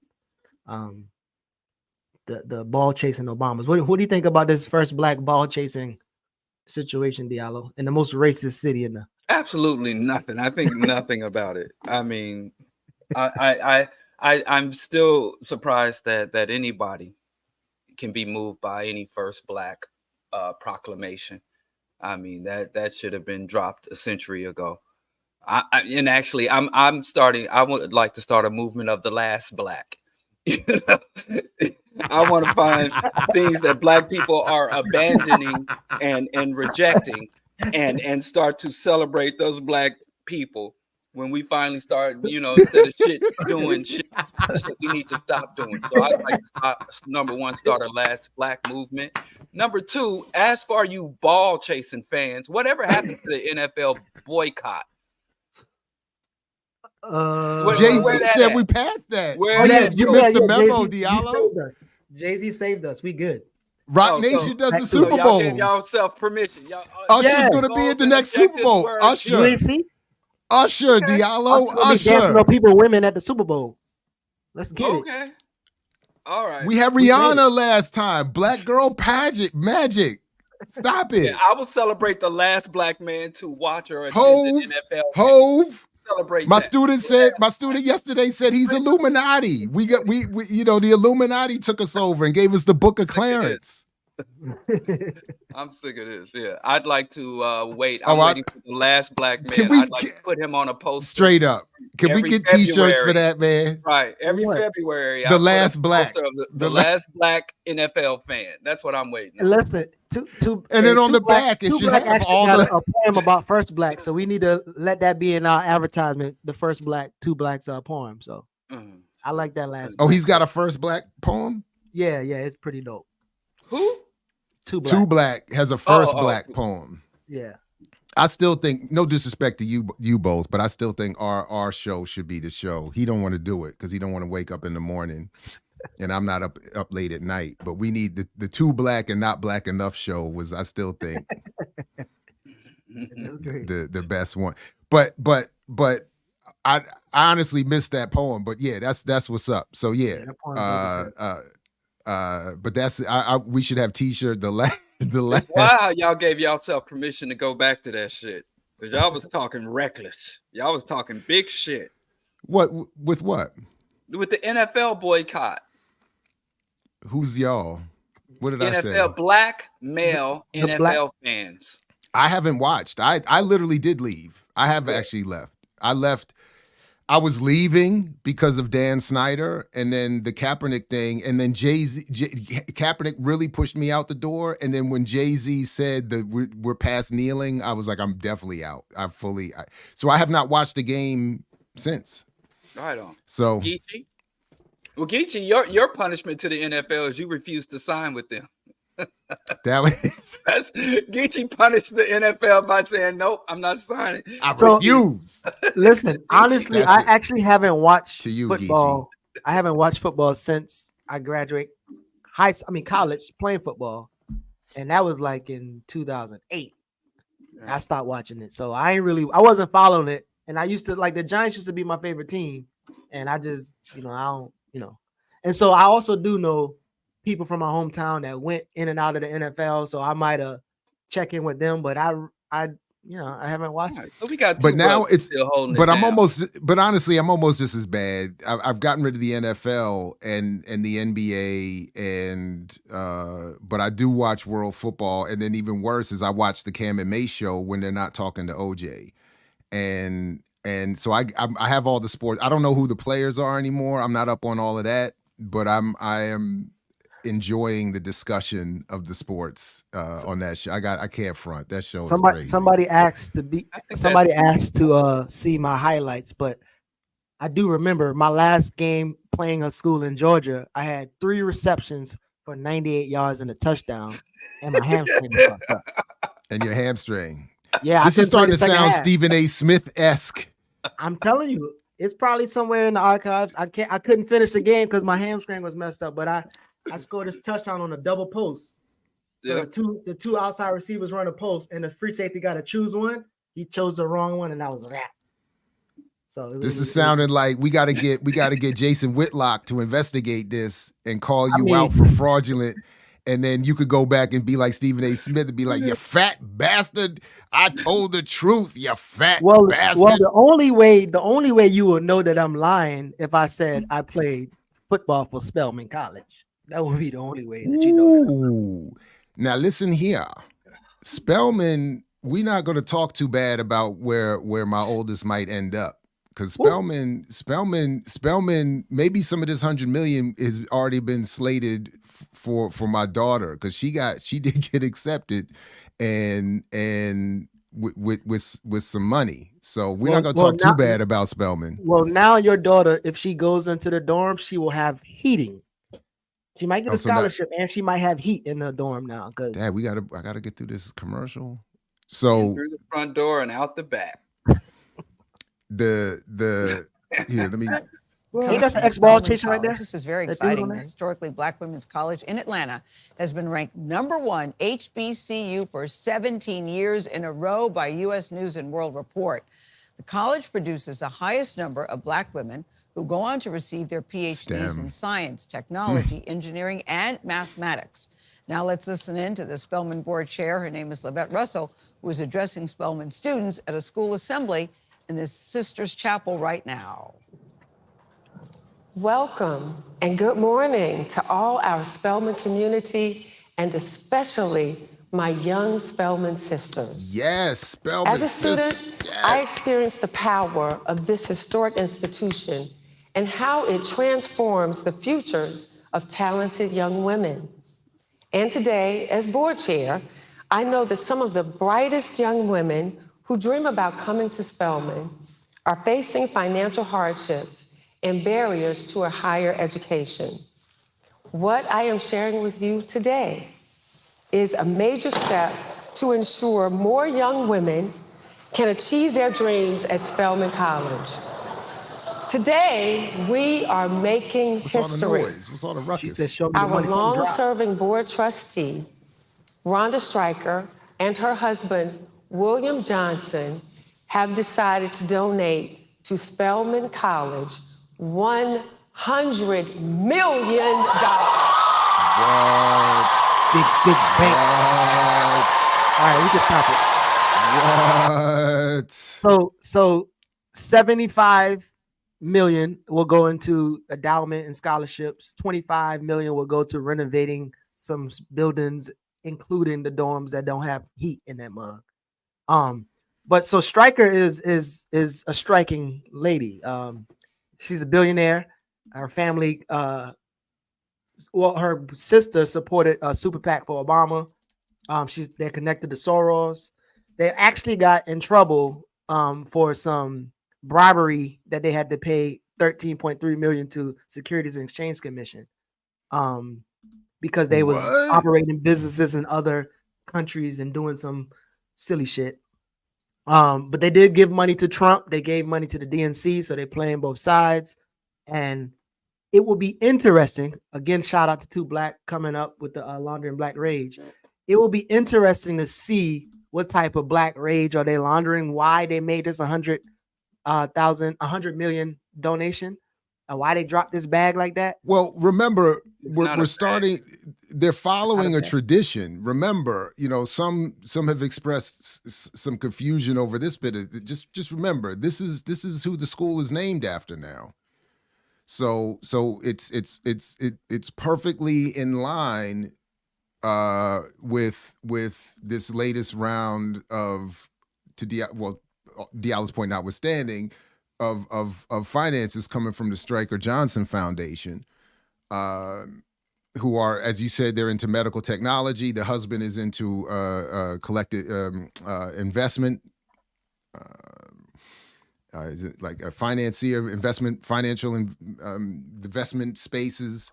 So just wanted to throw that in there very quickly. Looking through their their choices, the husband and wife, the son actually just got fired or arrested or something for setting up cameras to watch his babysitters. And is that what this story is? Yeah, that's their son. But even in that report, you see that they quite often pays $100 million to other people in other places. They've done that multiple times, but this is the first time a Black institution has received this much money. So it's not the first time they've given that amount of money, but it's definitely for the Blacks, getting the money to the Blacks. And this is their son, you're saying, that's going to come up in this story here. Yeah. Who? What happened to it? Yeah, this their son. Chicago police have arrested the son of Kalamazoo billionaires William Johnston and Rhonda Stryker. Yeah, court records indicate that Michael Johnston, who owns a major record label, used a hidden camera to secretly record his nannies. Johnston is now facing a criminal charge of unauthorized. The rappers in Chicago, probably. Andrew Feather joins us live in studio to break down the allegations. Andrew. Yes, Andy and Erica, according to a civil lawsuit, Johnston and his wife used hidden cameras in bathrooms to watch and record a nanny and her friend while they were undressing and bathing in their Chicago area home. In the lawsuit, the nanny said the couple asked her to house sit in January last year at the house. But I don't want to participate in this blasphemy. What does this have to do with the illustrious and wonderful Spelman College? The lawsuit says the nanny. So we can stop. How much of that money is going to cameras? I don't appreciate that. How much of that money is going to cameras? Listen, I don't know, but in that report, it shows how, again, they've been giving that type of money to white institutions, super PACs or whatever, and this is the first time they gave it to a Black institution. But again, I want to know what the hell they're getting in front of, what they're covering up, what they're doing. There's some other shit that they got going on, but go ahead. That's less than one. That's barely 1% of their overall wealth. 100 million. They're worth $7.5 billion on paper.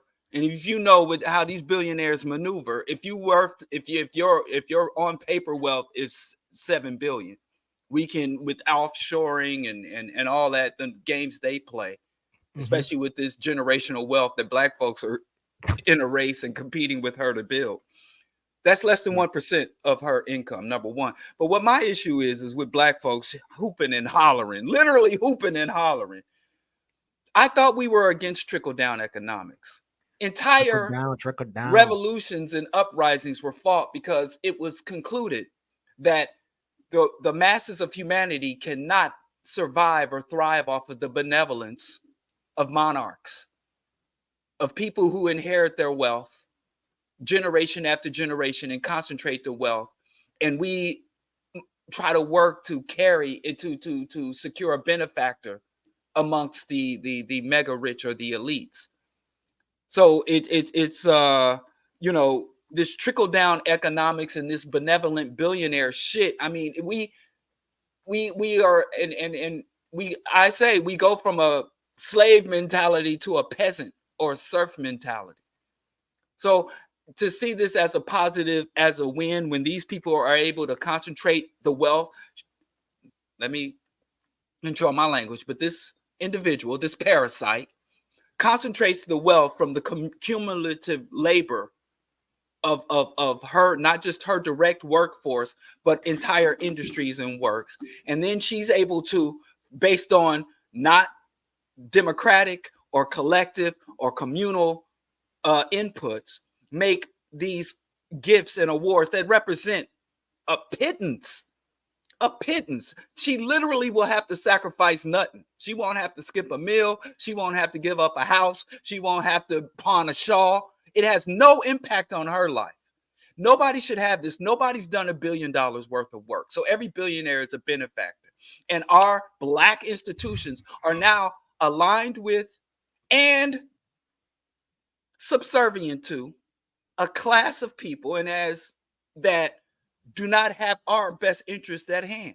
And so she owns a science company, and now they're educating HBCUs, and then they're going to go into that industry. So it to me, the thing reeks, it stinks, it's foul. Take the money, but it's nothing to hoop and holler about personally. Yeah. First, again, I want to just quickly I know, Diallo, I don't think you meant it in this way, but I think generally we need to reconceive what we think of about HBCUs as Black institutions. They're not. This is perfectly in line with their mission, but yeah, take the money, you know, and run. And I'm not saying that's where I stop short there. That's where you catch me. That's where I start to cough. A little phlegm comes up. And then, God damn it, I condemn. But take the money. Take the money, boo boo. Take that shit. It ain't your fault. But it ain't my fault. But you are right. I agree. Money, but that don't mean you got to surrender the outrage and condemnation. Yeah. And it's a like a little less celebration. Like just no hooping and hollering. Yeah, I'm with you on that. Like, let's tone it down a little bit. Somebody gives you back a fraction of what they stole from you. I mean, it's literally stick the knife in 4 inches and pull it out too. Right. And this woman has worked for her family company her whole life. She was born a striker, and she's worked for the striker. They're like, she's worked for the Striker Corporation for 30 years. And that was the other point I wanted to bring up. The money is medical technology, and so the first thought I had is, but where is your work and argument for universal health care? You know, you're selling the technology and making money off of a system that is exploiting people's illnesses. But to your point, if you're giving money to all the political parties and you're sprinkling it around to the Black bourgeoisie, it's not likely that you're interested in actually making sure Black people have health care. But you're making sure a few can get a college education or have heated dorms. Apart from the strikers being, like you said, uber wealthy, because all of them are billionaires. But I guess one of the first questions I thought, knowing that Black contractors normally, I guess, get contract here in Atlanta, who will be contract to do the renovation for some of those you really think that work gonna get done, don't you? Bless your heart, Geechee. Bless your heart. You mean to tell me budgeting for that money? Wait. You telling me that the kids are not gonna have the administrative parking lot and see how many go to the administrative parking lot first. That's the how much is that's a good point. How much, first of all, how much is heating? Lose his innocence. Yeah, no, you're right. How much is heating? Look, I just the meeting I shared that I had last semester. I'm almost 20 years in and still losing my innocence. So this is the phrase that was used to me was, quote, slush fund. Right. So there will be some ceremonial aesthetic improvements at Spelman. They might even get some heat. $25 million going to it's gonna be renovation. a plaque with the striker name on it. Maybe a building awning will get replaced with a striker name. The Striker Family Gymnasium, the Striker Family University. What they call bathhouse. I can't remember the dorm. Bathhouse. My last dorm before I moved off campus. I can't remember the name of it, but that was a suite. It was a really nice thing. It had rich white people name on it. So the striker not gonna put their name on a dorm if it's gonna look shitty without. Oh, bless you. I actually think that's a good idea. I think Diallo's method is a good one. Just take your cell phone and go to as many HBCU campuses, starting with Spelman, that you could find, and go to the faculty parking lots. Just I didn't say. start I said with that. administrator parking lot. Okay, same. You go Okay, to you're the right. Fair faculty enough. My parking bad. My lot. bad. You You're right. You're right. The faculty parking lot might be misleading. You're right. I'm sorry. Administrators parking lot. Go to the. See where the administrator. Yeah, you're right. That's a. I know for. Well, I don't say I know for Yeah, a fact, don't- but yeah, don't- they'll have some hell. They'll have some hell. If they don't at least put heat in there with. They got hell 100 from million who? from everybody. Like even Jared and his daughter. I mean, you think you're gonna send your daughter down with no heat? With no heat? I'm not going to raise no fuss. I'll tell my daughter. Family to Geechee land. Put on a. Where We tell her. millionaires are held accountable. I'll tell my daughter what we tell her now, Geechee. I'll tell her what we tell her now. You cold? Put on another layer. Put on a blanket. Go to Geechee land. Ain't no heat in this house. How much is family pass to Geechee land? Where You don't pay no billionaires- bills. It's appropriately appropriated $1 million funds are monitored, and there are evaluations. And if the money is not properly allocated, there are immediate and swift consequences. I guess I'm being hopeful wanna because buy I a went to family Morehouse and pass Spelman. to Geechee I went to land. Morehouse and Spelman to look for some venues too. So I'm just being hopeful. Spelman, I ain't saying it. Oh, Y'all y'all gonna do want good to with get the on money. Morehouse? I got a Morehouse connect. They book up those dates. I thought y'all was too black. The sister told me they book up those dates, but Spelman, we still trying to get a spot. So I think y'all can use the money wisely. But all I'm saying. That's right, Lucretia. HVACs are not cheap. We just had to replace ours. That's why they home now. It's snow day. They in there shivering right now. In their room shivering and still in bed. my parents are mean. It's like, yeah, put on another layer. Yeah. Shoot. Ain't no heat around here. I'm not so yeah, she's ready to go to Spelman. She's preparation. Well, listen. Your future. The both of y'all just made me realize why these speakers get invited to college and not y'all two, because y'all too negative, and this guy is way more positive, and that's why he got invited to speak at a college. If we're around long enough, Y'all ain't never going to no college. Y'all ain't never. If YouTube doesn't delete our channel, and let's give it. What do you want to give it? 5 years. If we still here after 5 years, we gonna me and Jared gonna come down to Atlanta and walk the campus with Spelman campus with you to look at. Y'all not all welcome the here. $100 Y'all gonna get million us got improvements. I don't want. That's I it. want you. I want to believe.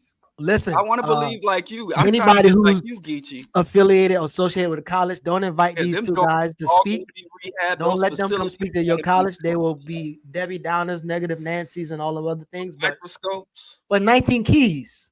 The coach's top thought leader. He dropping keys. Go ahead, drop some keys with. Who could do good with an extra 10K in their pocket? Man, what everybody? Y'all got loud on that one. If you go to school and you get a debt and you don't have school to take care of that debt, what did you do? Was that smart? It's liability. Education is the schools are one of the slowest institutions to change. Literally. And now you don't know what to do. So now you got to go find an influencer who is getting experience in the real world to teach you what to do. Literally. So I know too many people that have degrees that are BS. Hey, be honest. Be honest. All you got to do is create content. And content sounds simple, but the reality of it is content is a transaction for attention. Exactly. Right? If I get 1,000 people to watch something, my goal is to think about how many people can I convert. Exactly. The whole point of somebody getting attention is so that they can convert that into profit. Exactly. Right? So for me, I got videos where I have a show called High Level Conversations. Yep. I think last year we got up to like 50 million views. I put my own products on advertisement, right? Yep. So all I got to do is think about the conversion numbers. If I can convert 5% of 50 million, and I'm selling them an average product that costs $50. How much money is that? So what? We got some math majors in here. Yeah, I'm about to say, I ain't gonna lie, you want us to really do the math. I love this commentary. If I got hired 50 million commentary views, for our show, right, and I convert 5% of 50 million, what's 5% of 50 million? Is it 5 million? No, it's like 2.5. Wow. She said 2.5 million. So let's say you only let's say you convert 2.5 million people, and you sell them a $5 product, right? How much money is that? A lot. Like, she said 12.5 million. Was that right? I'm gonna make sure I ain't doing the math. I'm gonna let y'all do it. I ain't. 5 times 2.5. See, I look at everything as a business. YouTube will pay you a certain percentage, but that's not where you make the real money. The real money is that if you go out there and you do something goofy and get attention, you better get you a return on your investment. You better get an ROI out of it. If I got paid nothing, but I still do it. Mm-hmm. And if it's dependent upon the money, you're not gonna be satisfied. Because I've had days where I made $100,000 in a day, still feel the same. I had it where I made $100,000. Somebody sniped their tip. Who ain't believe it? Me? That's me raising my hand. I ain't see what. That's crazy. He did. I bought it too. I believed it. I came here at this school He is infecting me. as a favor for my brother. I didn't know it was even gonna be young students. I would have, like I said, I would have came and prepared a completely different conversation for y'all. You can laugh all you want to, you can play, you can not be in this moment and feel like this ain't for you, and that's up to you. It's not gonna matter to me. If you don't know how to observe a moment and understand when something is important and when something is leading you to your destiny, when something is empowering you and you walk away with fresh eyes and fresh mind and fresh perspective, then you won't have the power to go through these wars that we about to go through. Man. And the most dangerous war, it ain't fascism, it ain't racism, it ain't sexism. That's the distraction from the real war. It's The yourself. real war is the self-war. Exactly. It's the war of loving and hating yourself as you go through life. See, there was a time where we would go out there and be activists. We would go out there and fight for it, right? But we didn't really have that power to change things Exactly. on many different levels. Now we got all the power, but we ain't got no demands for nothing. Thank you. What are we really demanding? Not what we asking for the system, things that we just changing. They should just be looking like, man, black people habits is different. Exactly. For years. Gucci sales should be down. Man, where black bro. people shopping at? Saxfield. They should be worried and they should be trying to study, which they are doing, constantly how to get our dollar, because they said we got trillions of dollars. That Spending means power. that you are the reason other people have wealth. Literally. Literally. Every time we our mothers and fathers, and we don't have a landlord that looks like us, just being alive is paying somebody else. Man. We gotta eat and we don't own a grocery store. Every time we eat, every time we spend $1, we making somebody else rich. Right? So our wealth, our spending power represents somebody else's wealth. So they know that if I educate you and you stop eating so bad and you don't go to that fast food restaurant and you become Afrocentric and you only want to shop with somebody who looks like you, that's dangerous for their family because their family is dependent on your ignorance. Exactly. So black education is a weapon for change. If we got a smarter population, we make better decisions. Yeah, I heard all y'all earlier. You feel me? We low level or high level? High level. We low level or high level? High level. How many of y'all really believe in yourself? Like, I do. In 5 years, I do. 10 years, you gonna actually become somebody. Okay, who You could ain't do good nobody with an now. extra 10K in their pocket? You ain't nobody now, but you gonna become somebody in 5 years. Wait, I actually meant to leave it up because I just want to highlight. I love seeing the remixers in the comments. Chitty Matcha is exactly on point. What the actual F? As each minute of his speech progresses, the level of ignorance spewed increases exponentially. The even scarier part is it seems like he may be speaking to high school students. Now that was Now listen. But So what Chitty said is bars, but that was well, crazy. and your sister Zakia's I skimmed through hers as well. Hers wasn't much better. She said that we, instead of talking about power, we should talk about survival, and she centered her lecture around Amos Wilson Blueprint for Black Power. And she conflated a whole bunch of stuff there, but I got to go back and listen to the whole thing. Did you but, go to the event? Was that you on the camera? Damn, Diallo, we said we wasn't gonna say that in public. Sorry. I want an amen corner and an organist for Earn Your Liberation. I knew it was something missing from this show. I agree.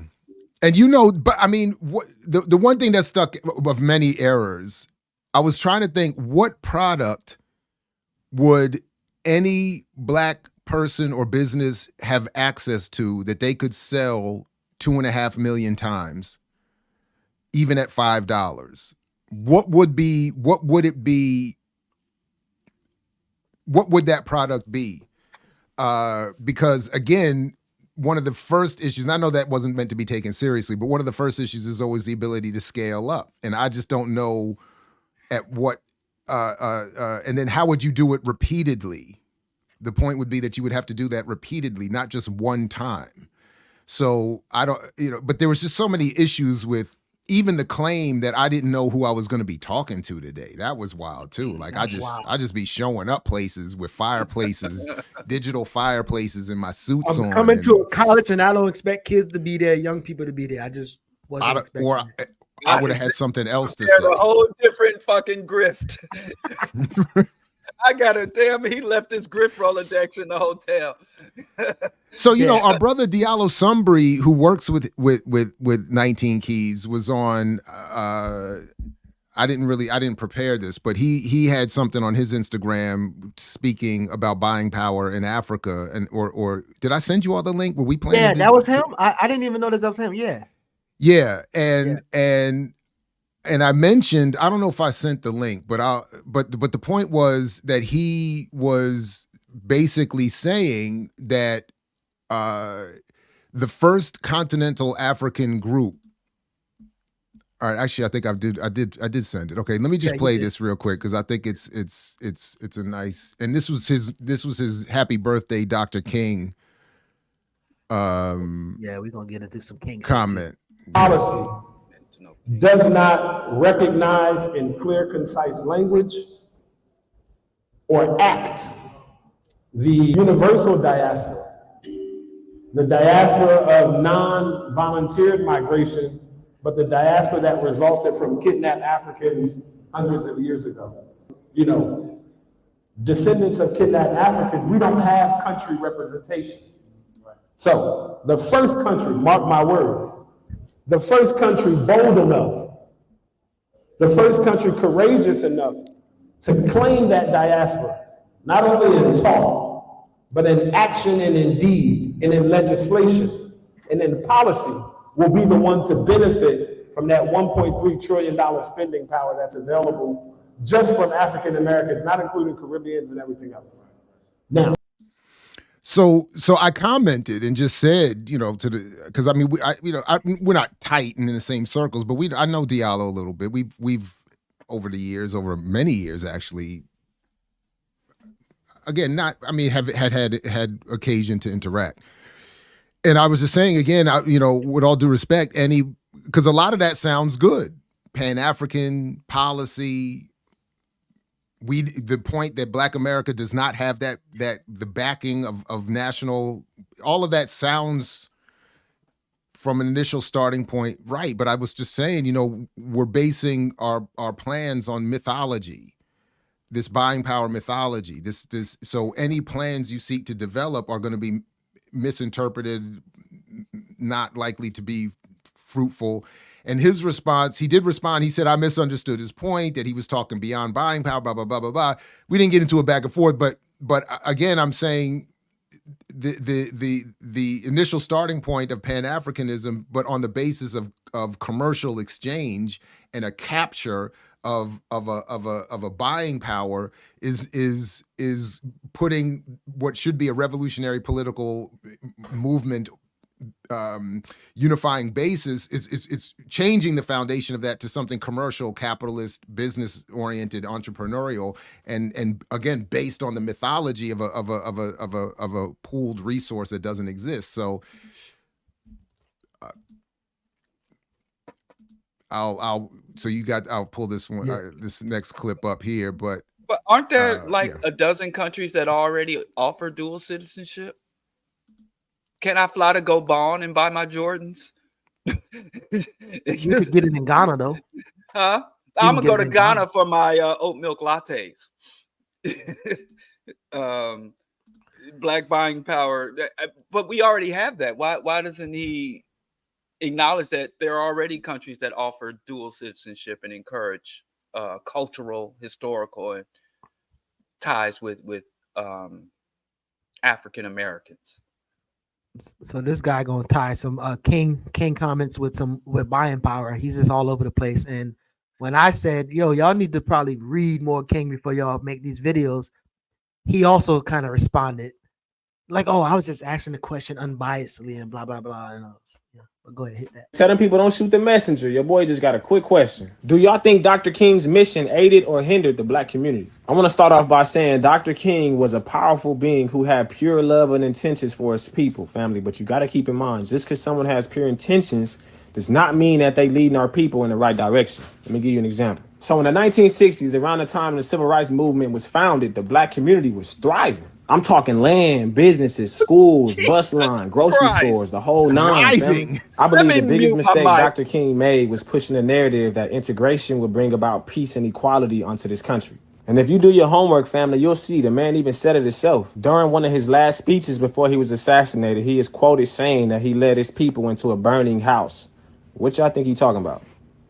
So the birth of the civil rights movement definitely brought an end to Jim Crow, but it also brought an end to black people wanting to support black people when it comes to business. Before the civil rights movement, black people couldn't just go in Louis Vuitton or Gucci and buy a pair of shoes. Consequently, we was forced to shop with our people, which recycled resources within the black community and made us stronger. We own and control less than 1% of the resources in this country today because our leaders then were focused on fitting in rather than standing out. If the first law of nature is self-preservation, how the hell are we going to preserve ourselves if we continue to give our resources to the people oppressing us? And the only way to fight economic oppression is by practicing group economics. Make sure you support your people. Peace.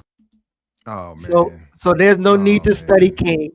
As long as you can use him to push your individual goals forward, like even Michael Rappaport is doing as well. Yeah, so again, after this video, I hit the dude up. I was like, yeah, y'all need to study King more before y'all start making these videos. And I explained to him like the narrative that you have is coming from a white think tank, right? And your version of group economics is probably off as well. And then again, this thriving part, this comment has always said never with any evidence, right? So there's really no evidence. It's almost like with J Real Estate, which he used to call himself, Jay Morrison, at the Legacy Center, this idea of thriving, and even people who work there can't even explain that, wait, this neighborhood wasn't thriving. There was a few people with some money, but definitely not thriving. And then he has this idea that all he know about King, or he says all he knows about the King is all he's preached was integration and Christianity, right? And so these opportunistic grifters and business owners always have a way of spinning King to which they either slander him or they celebrate him in a way that don't even represent who he is and what he's done. And it's interesting how in the comment he was like, well, I'm about reform. I mean, rebuild and not reform. But again, his idea of rebuilding is that last line about, supporting each other, not dealing with capitalism, not dealing with imperialism, but, black people are in the position they're in because they wanted to fit in and not circulate the black dollar, which is some wild shit. Can I say this? I agree what you said about evidence, but there is some evidence there because I keep bumping up against these dudes who have these fantasies about the black family and black businesses during the Jim Crow era. And what it's basically demonstrating is that a large population of black people are willing to say, hey, the daily indignities, the occasional lynchings, the lack of mobility and the diminished second-class citizen status, I'm willing to go through all that if I can have, number one, my own business. If I can have my own business and a woman that ain't got no options but to marry me and put up with me because, she don't have no other options. There are Black men yearning for Jim Crow era conditions because they don't really give a fuck about our collective advancement and well-being. And they were like, damn, the conditions of Jim Crow era America are something that I desire because of the benefit it afforded certain Black people. And they envisioned themselves as being members of that Black bourgeoisie and being able to ransom themselves out of the horrors of Jim Crow, and to hell with everybody else. I just want a woman that's stuck and trapped with me and dependent on me, and I want a business, and everything else can fall by the wayside. So I think these dudes are really confessing and telling on themselves. It ain't about collective advancement. It's about my individual status. This is probably a poorly or insufficiently developed analogy, but I think if we take what Diallo just said and the accuracy of that perspective, I was just thinking, again, selfishly, my experience at Morgan is a perfect microcosm of what Diallo was talking about in the 21st century.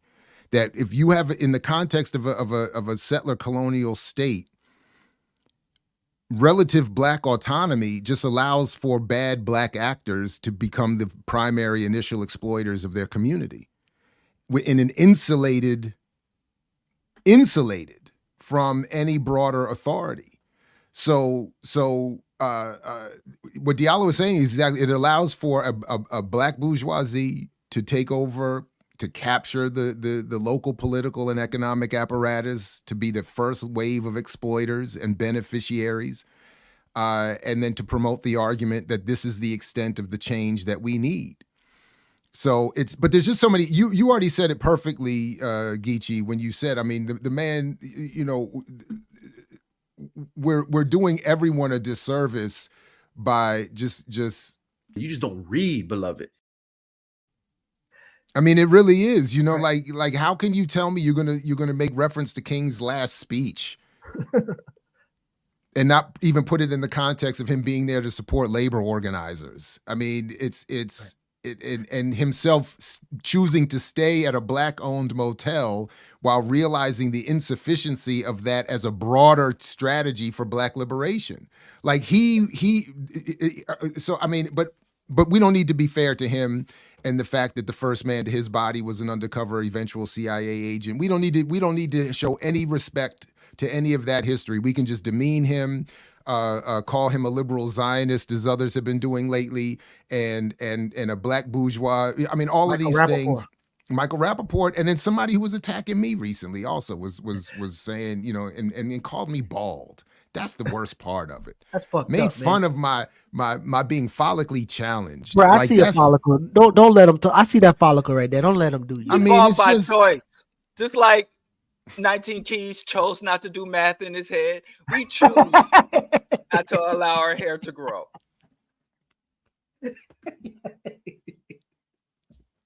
Stupid. Yo, damn. Oh no. So listen, I think your last point, Jared, kind of brings us back to the conversation when you was on assignment. You were supposed to check out the Capitalism Museum, but the argument was around some of your comments and how people receive it as, business people being an enemy. But I think like having a conversation around the purpose of business, the purpose, the utility of Black businesses is a really tough space because, again, this idea of service and not really admitting that like you have to turn a profit, that's actually your goal. You have to pay whoever. I feel like that's a really tough conversation with the business class or the buffer class, whatever the term you can call them without being antagonistic. Those people, I think that's a really tough conversation around why you're in business and what is your objective and how you're going to change the material conditions of the community along with yourself and your family. But I don't know. I mean, I'm all for it. If you can start a business that takes you out of the horrific employment experience to survive, I don't necessarily have a problem with that at all. I get it. It's but to turn that into the argument that that's how we're all going to get free is But I would love it if the TikToker would have, what is your one reference for your argument around the value of collective economics? Or again, I don't think it's a idea of collective economics. It's almost like, what do we consider collective economics? Because again, if you into the Kwanzaa spaces, how I hear it and how I see it is, go to each of these tables and buy something from them, and that's collective economics, right? So I it's not the fact that we don't want to deal with economics, is that like the way in which we've been dealing. Same thing with electoral politics. It's not that you don't want to deal with it. It's just like we have to deal with it in a more serious way. Like it's not even. He literally said we were forced. We didn't have options. It's siege economics. It's apartheid economics. We didn't have the ability to go. We were literally deliberately through public policy and cultural norms not allowed to engage in certain actions and in certain places. And like he said, he wants white folks to resurrect those barriers so that we don't have any choice or any mobility. I mean, they literally, these guys are fantasizing and want to reinstitute Jim Crow and think that they in that under sieged, oppressed population, intensely oppressed and overtly oppressed population, they believe that they'll be able to sit at the top of a mountain that is locked behind racial barriers. And for Coco to suggest, oh, they just don't know no better. I think they are very clear on that. They are not just advocating for a return to Jim Crow. They're literally denouncing people of this ilk, or talking about no fault divorce. They are celebrating women losing the options. There are a lot of conditions and characteristics of the pre-civil rights, pre-women's lib, pre-colonial, decolonizing movement. A lot of characteristics of that era that are attractive to a lot of people based on their ideology. This reactionary, puritanical ideology that has infected even the so-called conscious community. Coco didn't say they didn't know no better. She said they don't know what the hell they're talking about. Oh yeah, okay, sorry. Let me just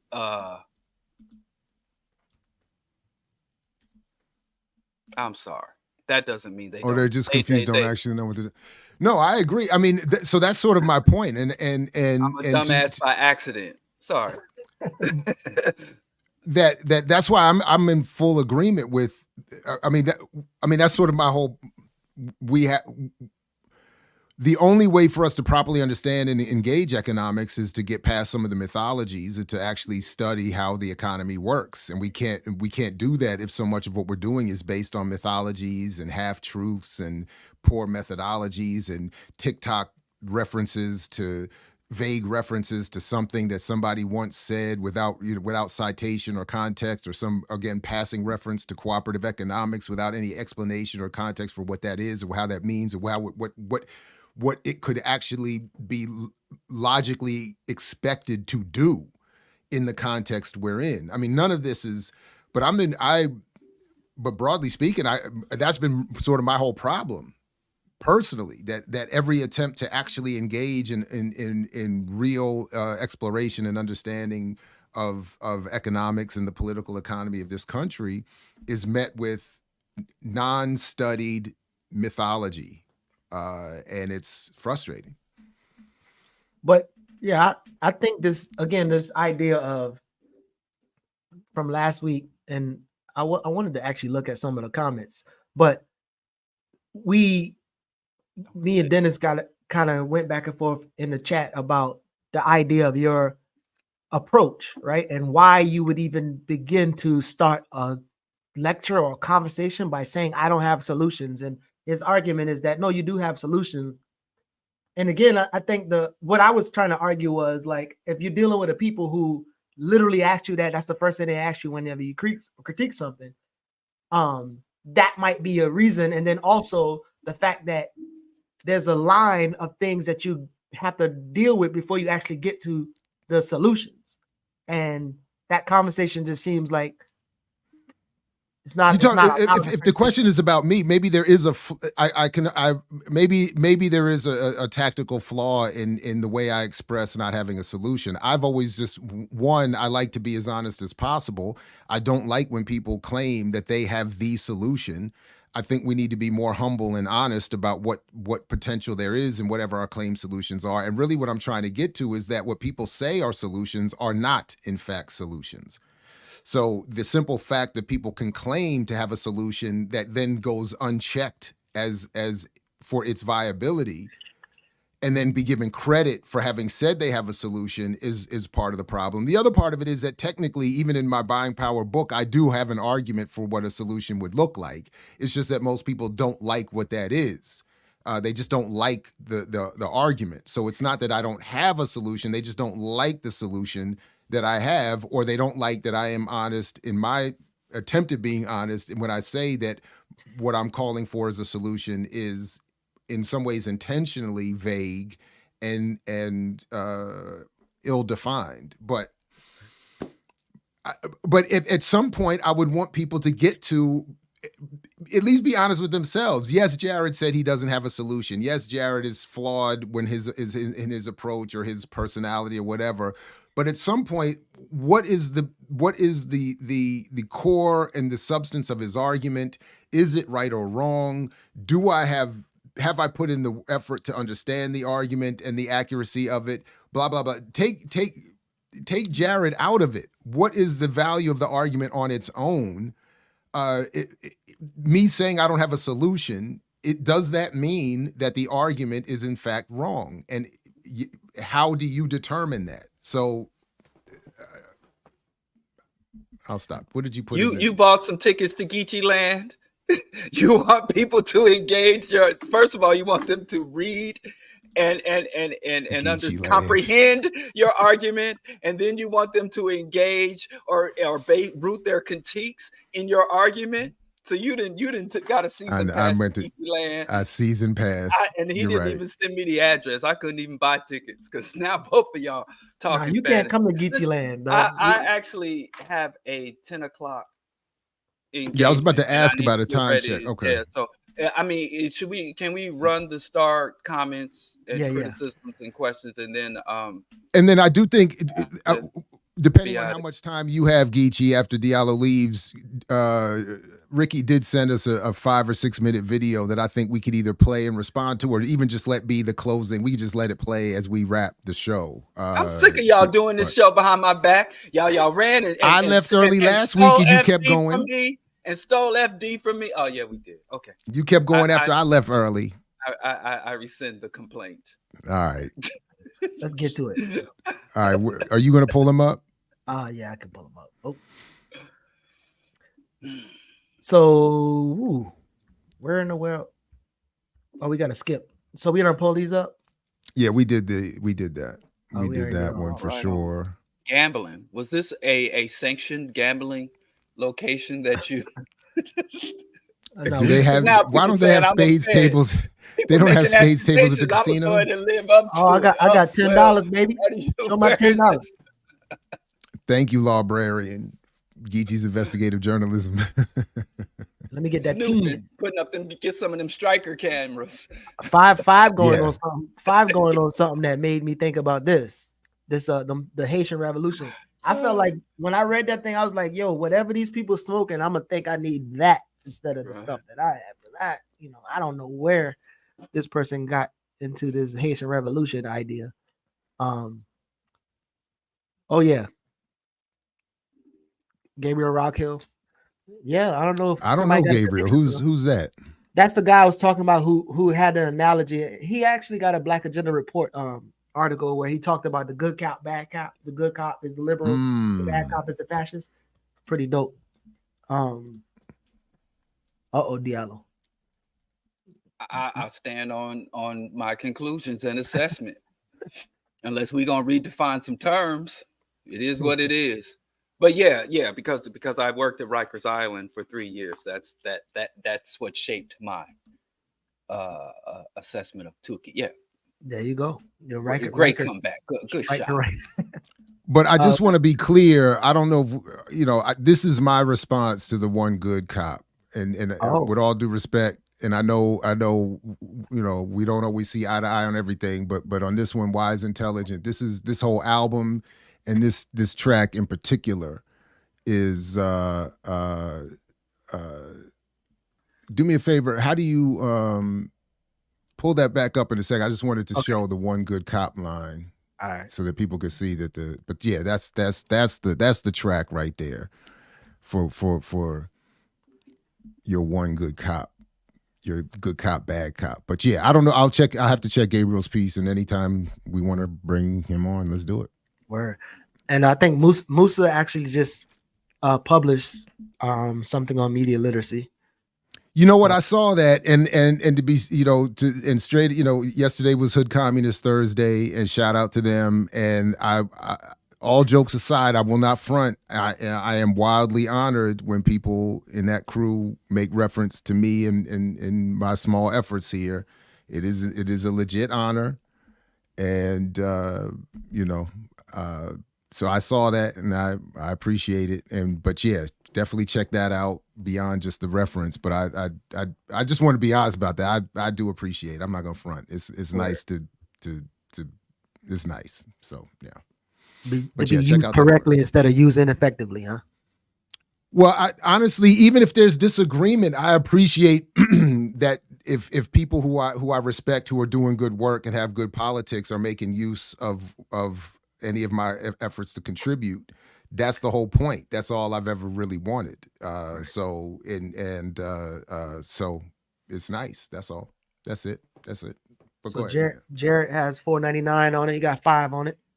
How much longer do y'all think the dollar will be the global reserve currency? I'm a freshman and actually need to finish my education. Well, my quick answer to that, be honest, is that you gotta. I would encourage people to read Michael Hudson's work. The super imperialism is important, but the short answer for me is keep tabs on the effectiveness of the U.S. military. That's how you will determine how long the dollar.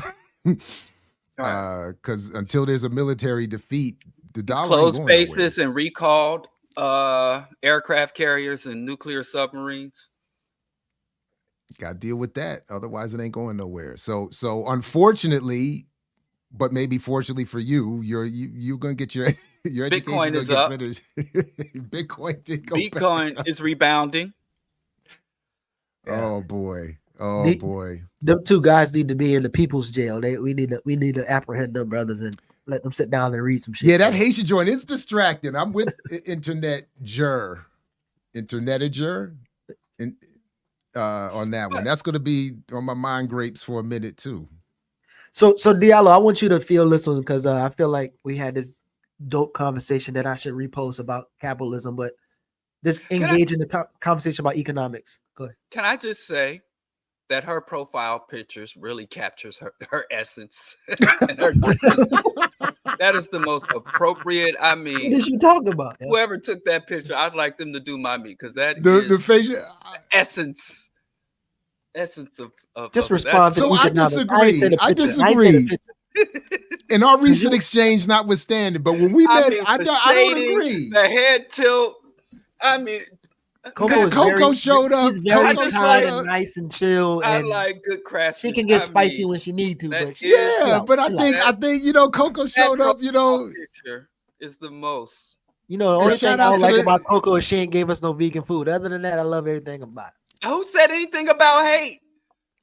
I'm just saying. You respond I can't compliment. Y'all feel like y'all got to defend. Oh, that was a compliment, Mr. Gynocentric guy. Don't focus on the picture. Focus on the words. I got my gynocentric credentials. The sisters, have brainwashed me, so I can say. How should we engage economics, Dr. Diallo?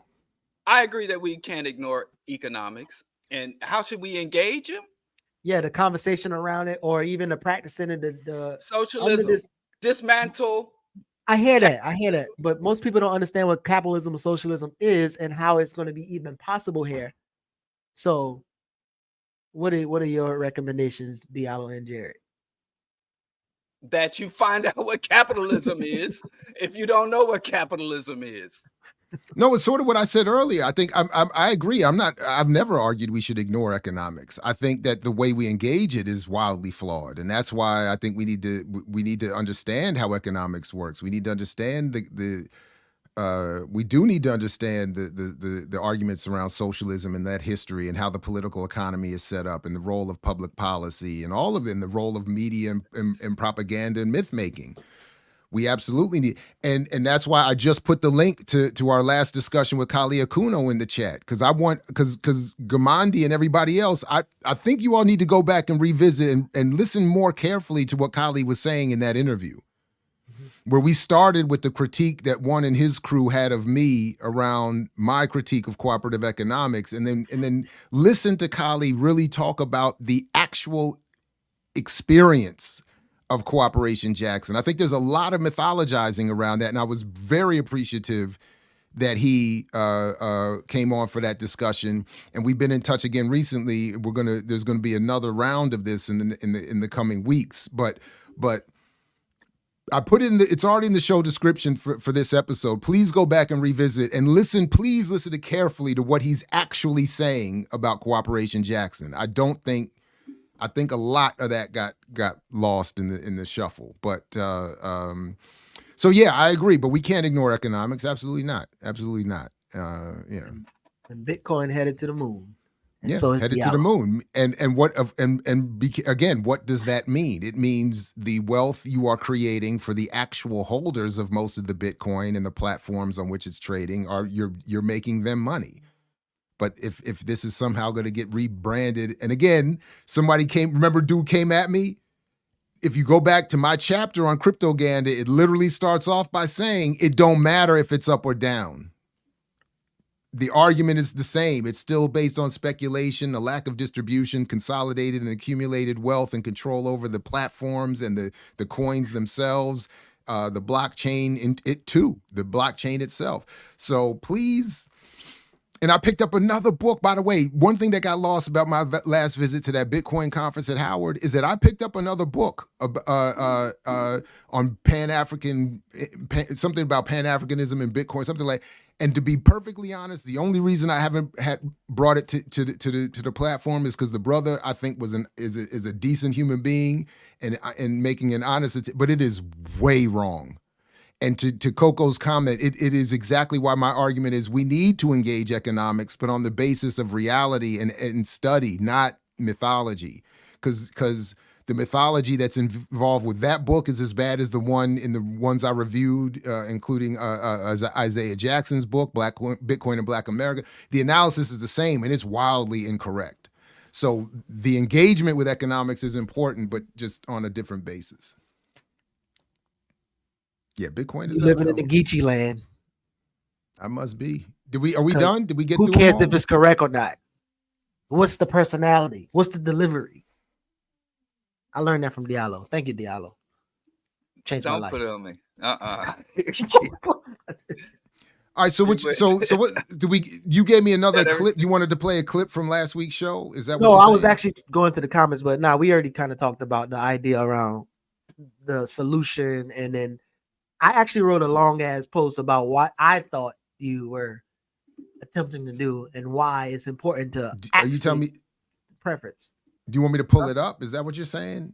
I mean, you can, but I know Diallo was leaving and we wanted to get to some other stuff, but that was kind of early when we was talking about. All right. So what else is there to get to? Get ready. The We got video through all that you the, said- the comments. Yeah, that's all. I think that was it. That was it. Good. So yeah, the only other thing was I got the clip. It's 6 minutes. Kwame Ture talking about what is capitalism from that Ricky sent. So we could either play it and let it close us out, or we can talk about it. I don't know how you want to. What do you want to do? We could play it and respond. I know. And then Diallo, do you want to? Are we saying peace to Diallo? Is that what we're doing? I gotta be. I gotta be out by 9:30. You're already late. I'm in a different time zone. Oh yeah, Yeah, you are. So you do it. Yeah. So you. Y'all don't be acknowledging So that. we'll play this as a segue to segue your exit, and we'll see you next week.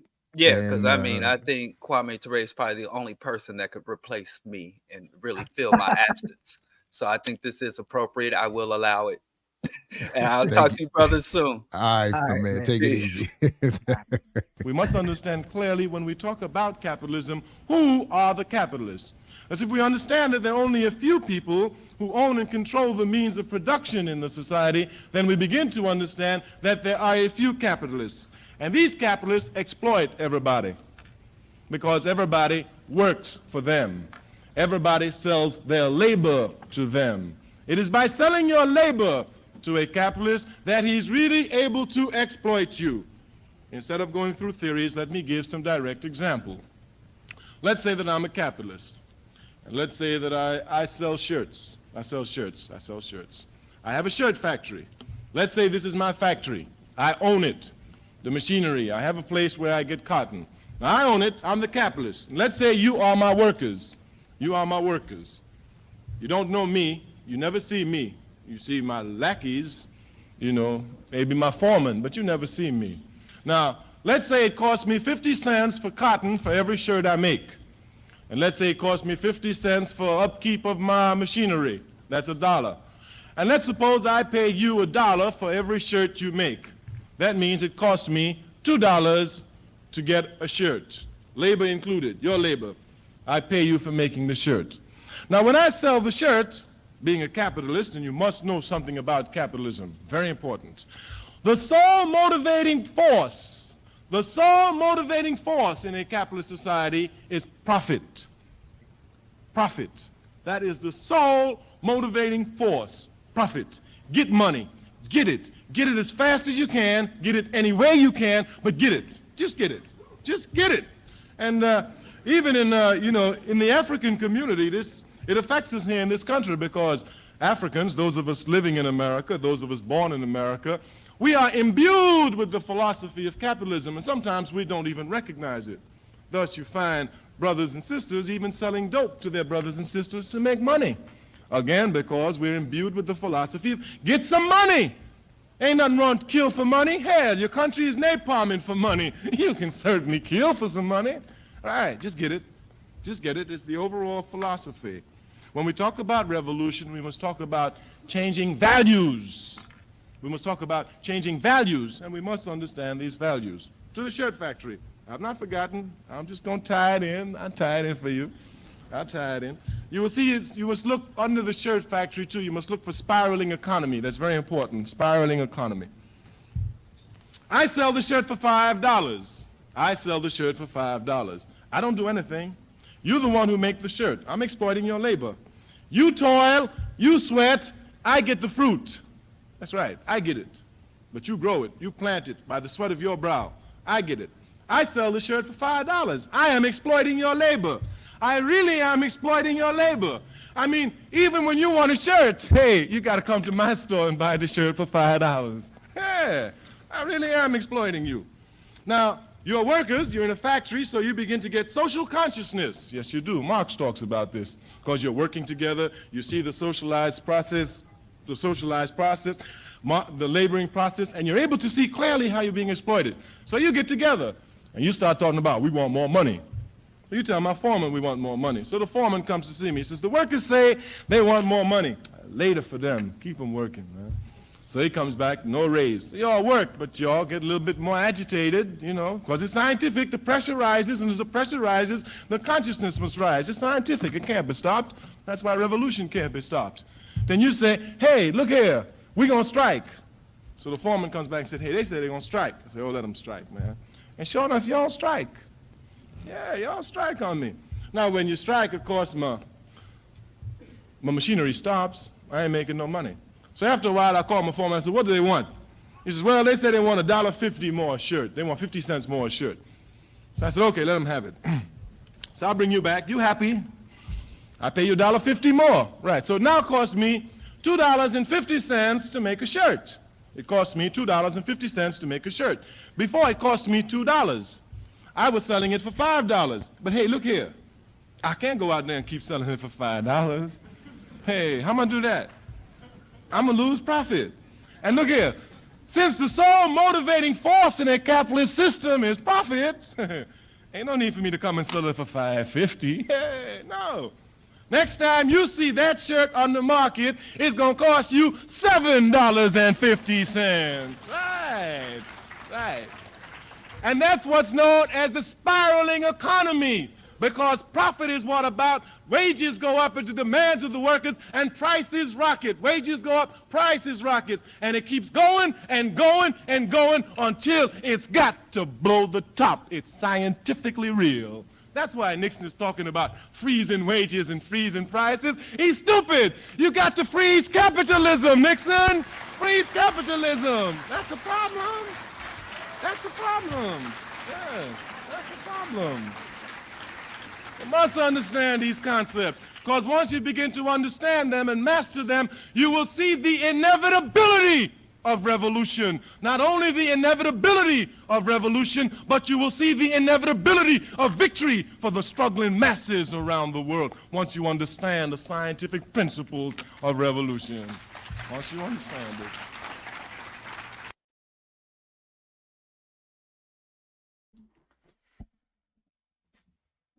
I always love that video. Well, the actual video, but that one too. I always love that. And some of the things he's explaining. So, excuse me, Geechee. Go ahead. Now listen, that's called my boy.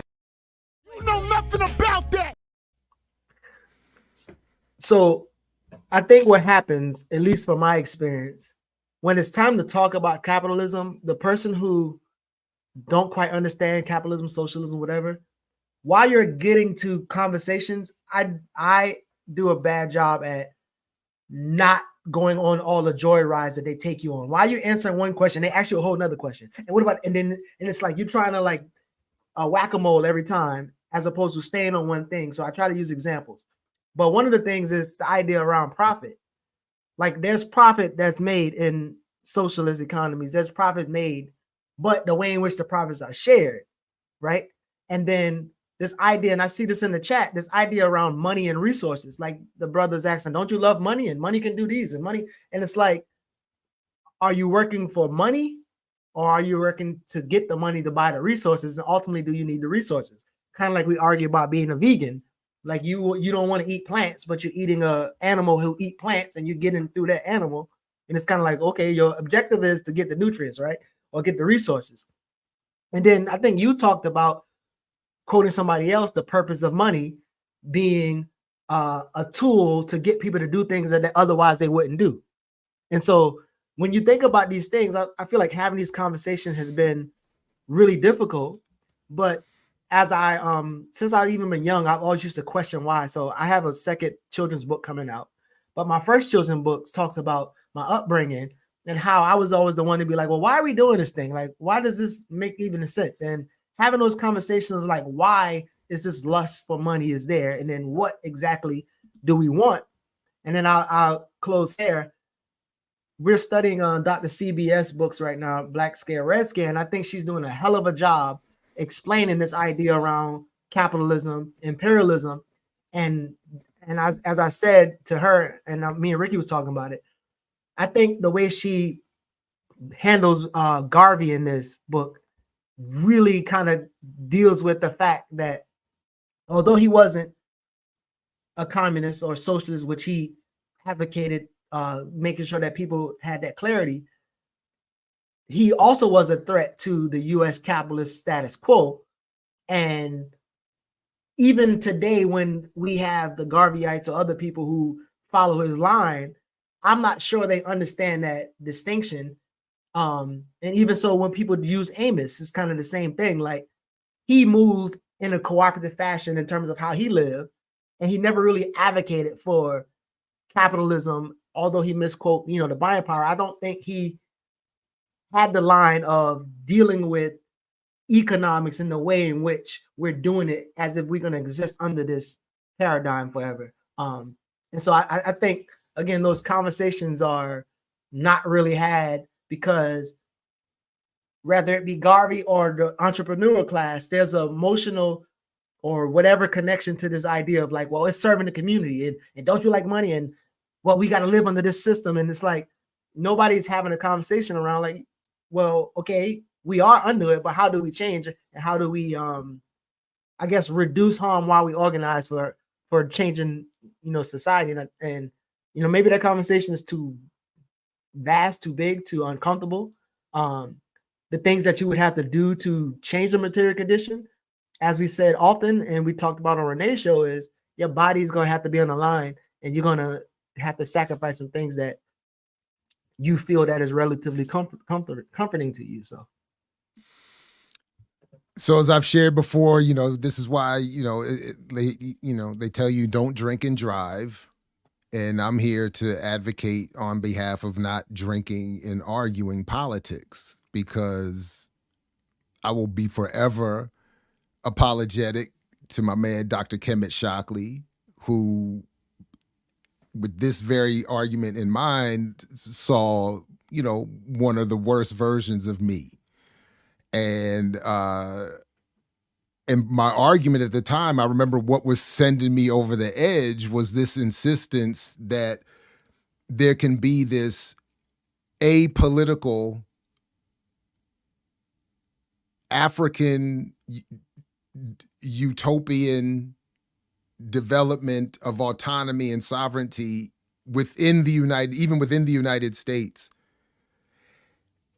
And I remember saying, because he had said something like, if we get everybody off of drugs and everybody's doing this and we're behaving differently, this and that.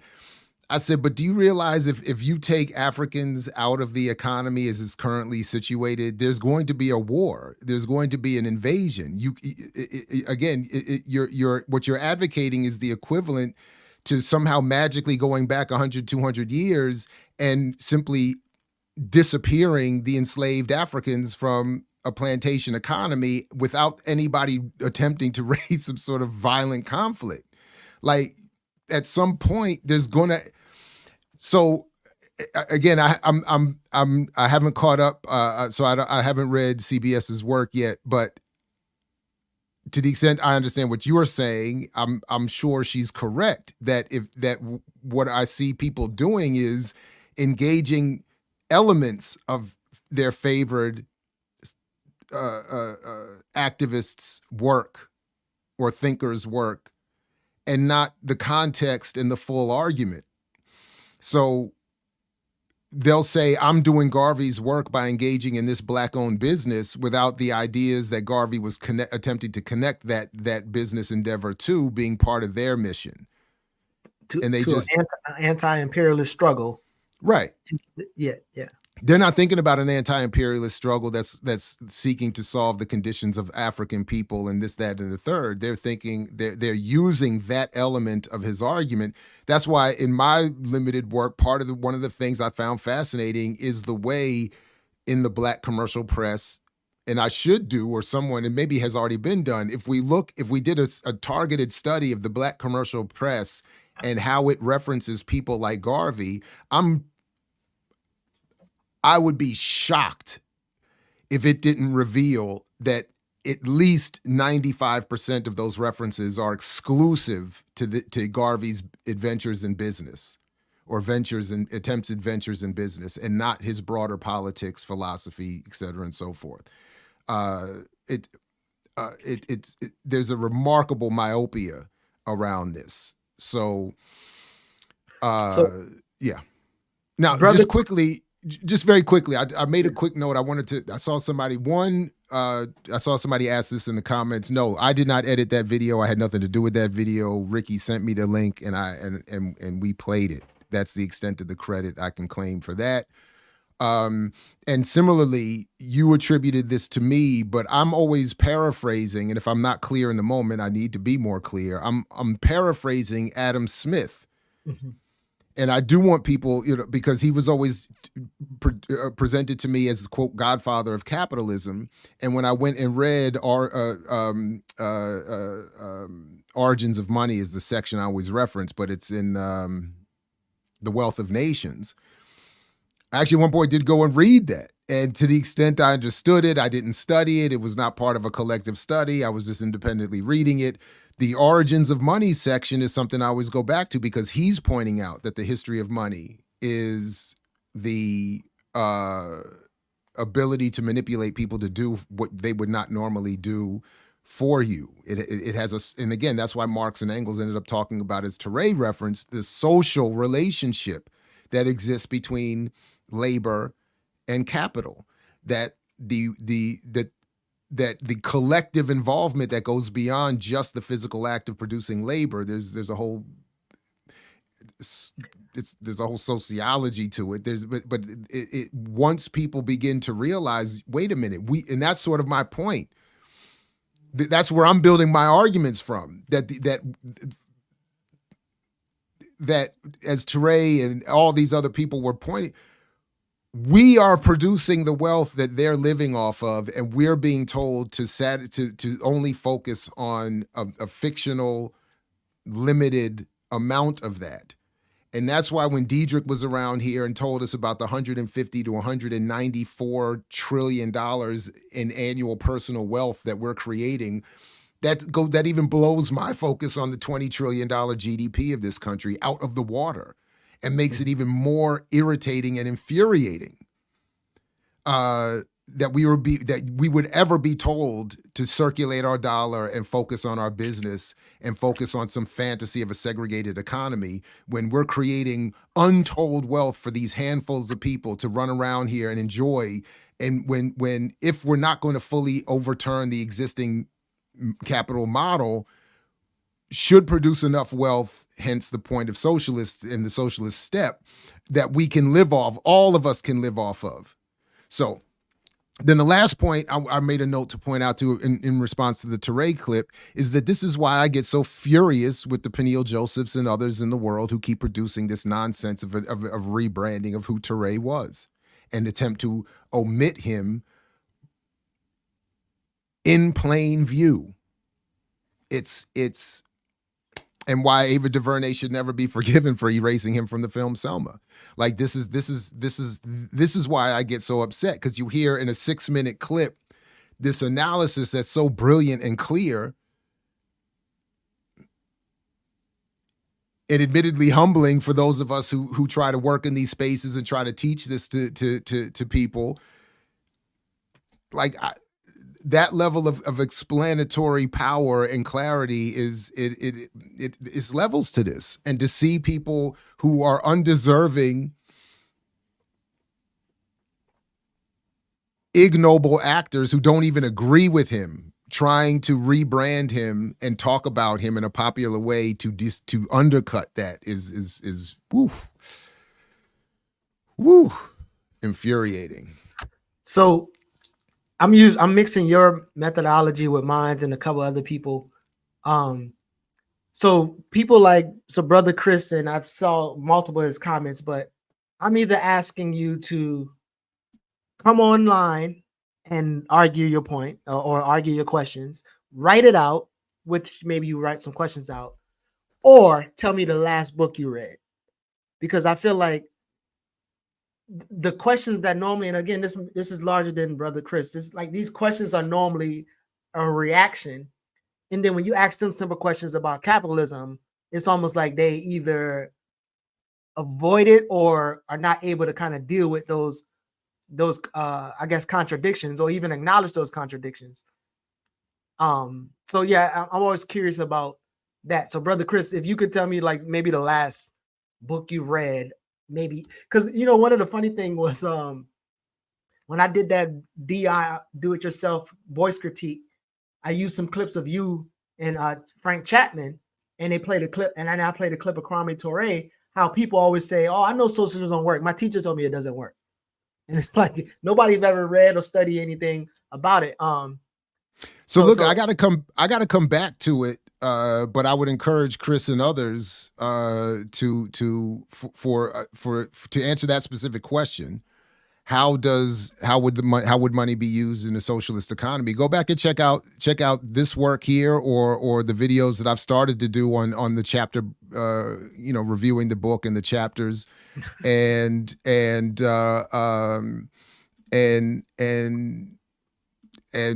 because at least what they do in that book is break down how it would actually work.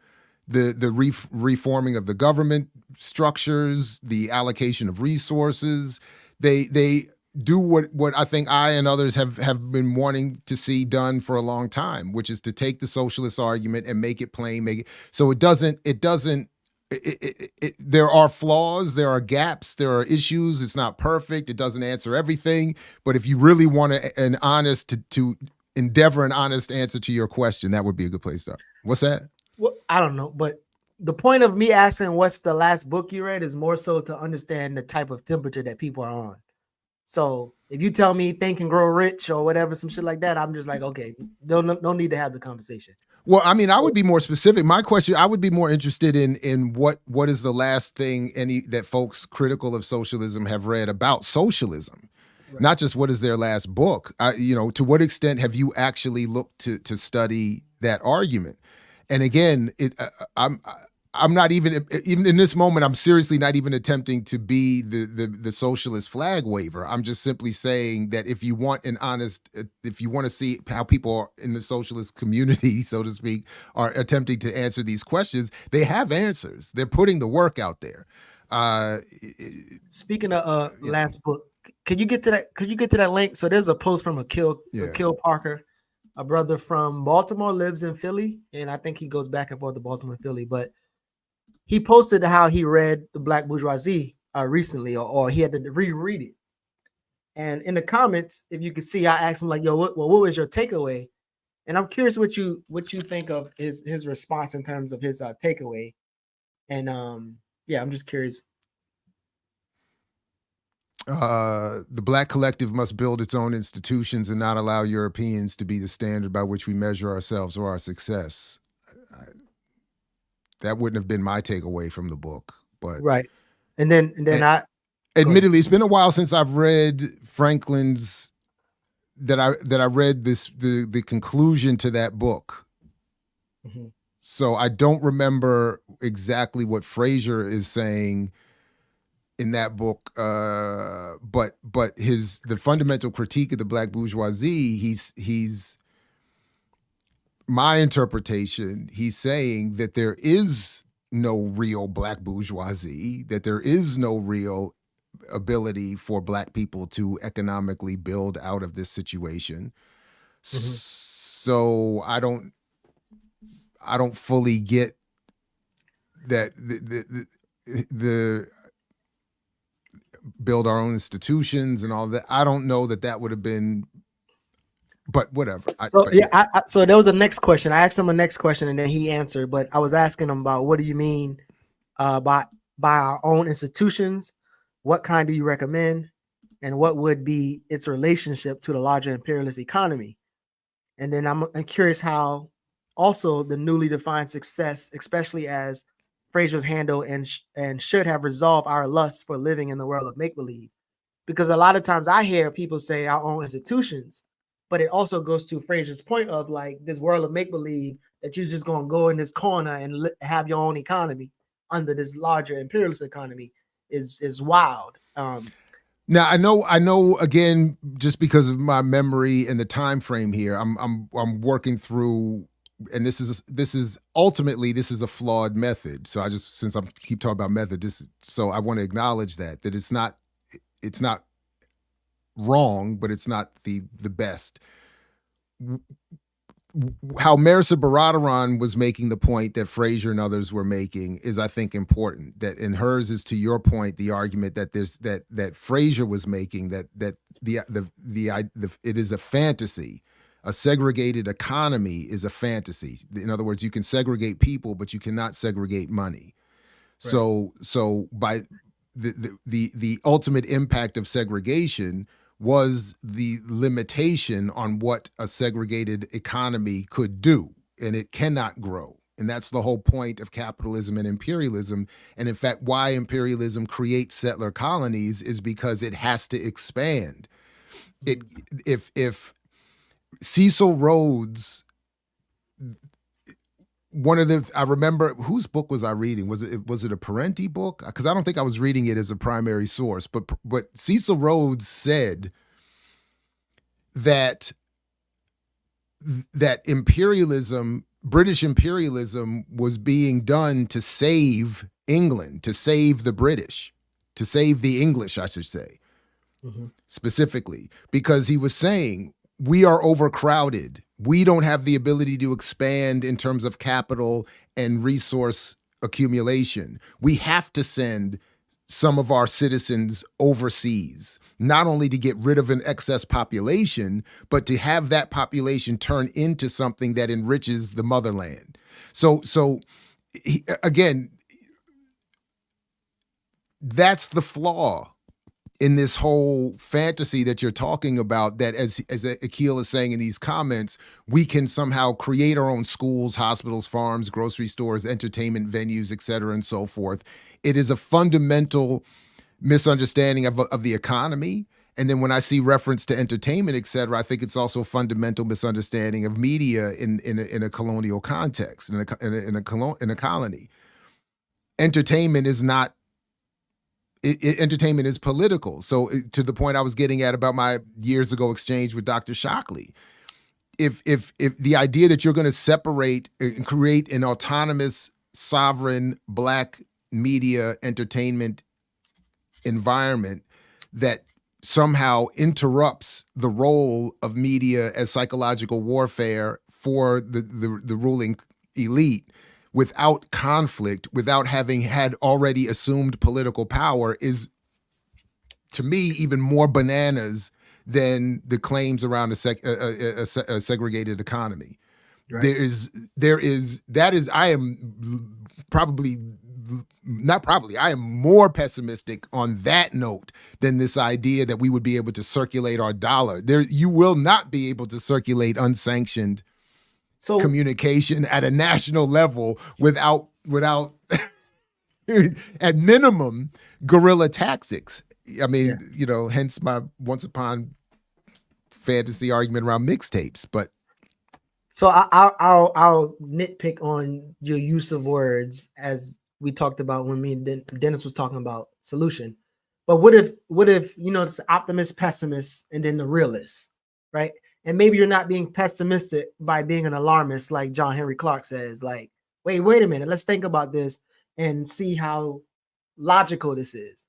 Like I think I said before about, I was attempting to work on this contract, and they are talking about food sovereignty, Black Justice Food Network, food sovereignty.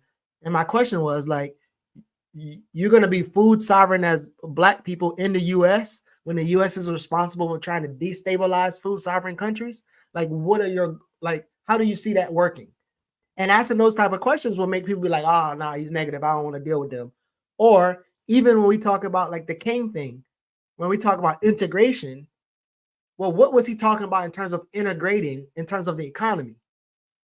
And then how does that relate to how you're trying to engage now, right? Is he saying that, you can't have a separate economy, you would have to integrate into this larger economy, and because the resources that you're supposedly building for your employers and the taxes that you're paying is already being, you're already building that up for a people, and to say that you're going to separate from that, one, how are you going to do that in the first place? And you don't even create enough jobs to even fund much of anything. So just separating a whole economy stuff, or separating its own land on a dying planet that this country is mostly responsible for, you're going to have food sovereignty on that? Like, so the question is, how do you see that really happening? And then how can you be assured that they won't try to destroy you as they're trying to destroy Nicaragua, who is actually food sovereign? So again, that's honestly always my, and I mean this with no shade at all, but that's always my first thought when talking with the hardcore nationalists, that which I'm being accused for not being a nationalist, and I should be. And I think that's fair, and I think nationalists have every right to hold on to that, but and to the extent that because I've always considered myself one, but I struggle with that because I don't, the issue of sovereignty and military defense is, and if we're look at the nominal sovereignty nations around the world have now, and so that's why I was previously arguing, going back to the socialist reconstruction thing that I know a few around here disagreed with, but I was like, I would rather encourage those outside of the Black nation to endeavor to become socialists, because were we to somehow win some level of Black autonomy and sovereignty and they don't do that, then they're just going to be waiting. It's just a matter of time before the invasions start.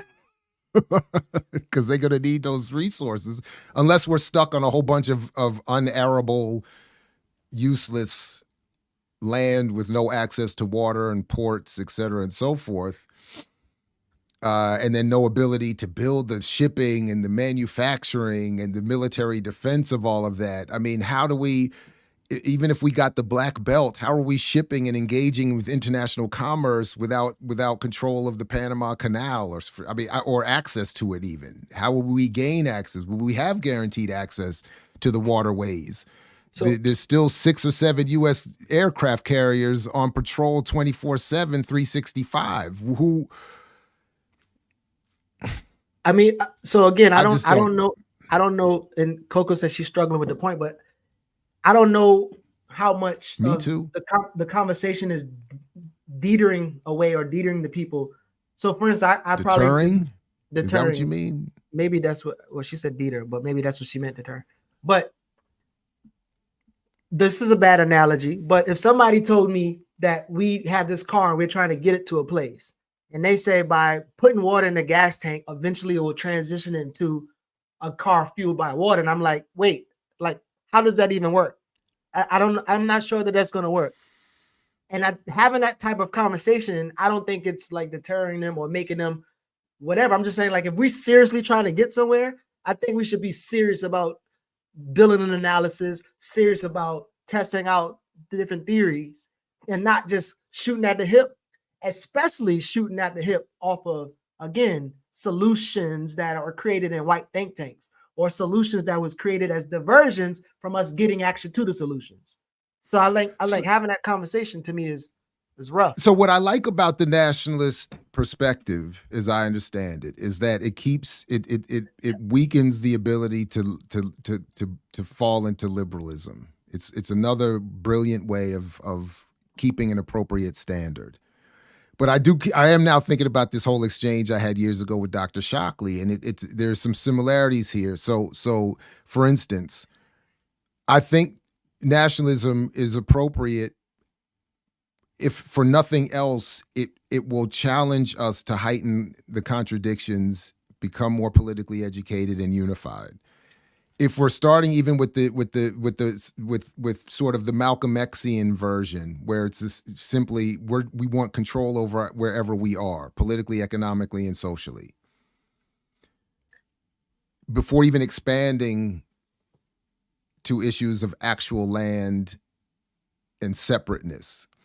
Right. I think even that it changes, again, everything from how we engage in electoral politics to how we engage in group economics to how we interpret everything about the world we're living in. So but again, so it's not a critique of nationalism that I'm endeavoring here per se. It is me struggling with how does it play out. And that's really one of the reasons why I wanted to go and read that Socialist Reconstruction book, because similar to that end of the argument, how does this play out? And I struggle with it. I don't know. But, so I think, but I'm sorry. The reason I started all that was to get to the issue of deterrence.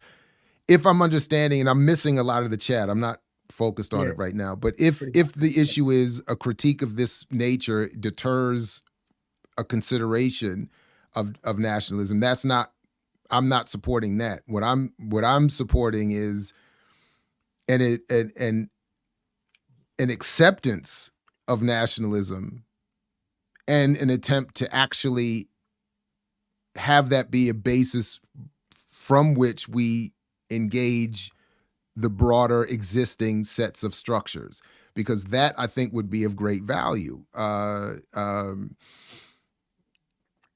All right, let me stop there. Go ahead. So again, and I'm only on chapter 4, and we're actually having our first discussion on Monday on chapters 1 through 3 of Dr. CBS' new book, Black Scare, Red Scare. But even in the book, she makes the distinction between the classical nationalist, the nationalist, and the modern nationalist. And I don't know how much deeper she's going to get in as I go on. But I think, again, this is another type of conversation I feel like people should have, even when they talk about nationalism, because to say, oh, this person is or isn't a nationalist, like, what do you even determine, or what do you define as a nationalist? Because if your defiance of a nationalist is, changing your name to African names and moving back to Africa, or turning this into a little Africa, circulating like, I don't even know. So let's talk. Well, it's also, I know you haven't finished the book, but it's also irrelevant, because if CBS doesn't have a solution at all, or a solution that we agree with and feel comfortable with, then her whole book is useless anyway. So I don't know what the point is. In fact, I don't know why you haven't skipped to the end to see what her solution is and see if you agree with it. Because if you don't, then what's the point of her analysis? That seems to be where we at. So my bad. I did assign people some homework. Everybody got some definitions that they need to be defining. That's what happens. Y'all shouldn't let me lead. Y'all should be leading it. Don't reduce nationalism. Who, what? I don't know. Maybe she's talking to somebody else. I'm not sure. I don't know. But yeah. And is Coco in the study group? Or Coco, are you reading CBS's book? Because if CBS is defining, it sounds like you just said she's defining that of the various nationalists. So she's at least not reducing it. I'm taking this all out of context. I don't know what Coco means. I don't know what. So I'm not following along. But it could be somebody in the chat though. Oh, she talking to me. When did I reduce nationalism? I don't know. Well, stop doing it. Just don't do it. Oh, my bad. But but from what I was trying to say is that it sounds like CBS's endeavors some serious exploration of the various nationalisms, so that would maybe get to some clarity, especially for you who keeps wanting to reduce it. Yeah, because African Blood Brothers nationalism ain't the same as Garvey's nationalism and Umar's nationalism. There's some different types of what people understand to be national. Because again, you still can get seriously, I'm sorry, go ahead. My bad. I'm saying you still can get people inboxing you or talking to you about what's that guy Umar being a Pan-Africanist. And so if that is a reality that we're living in, I'm pretty sure the same thing with nationalism. No. He is the prince of Pan-Africanism. Prince of Pan-African. And the King Kong of consciousness. I still think I hope he has t-shirts for that. I'd be very tempted to get one. I think the King Kong of consciousness is one of my favorite all-time.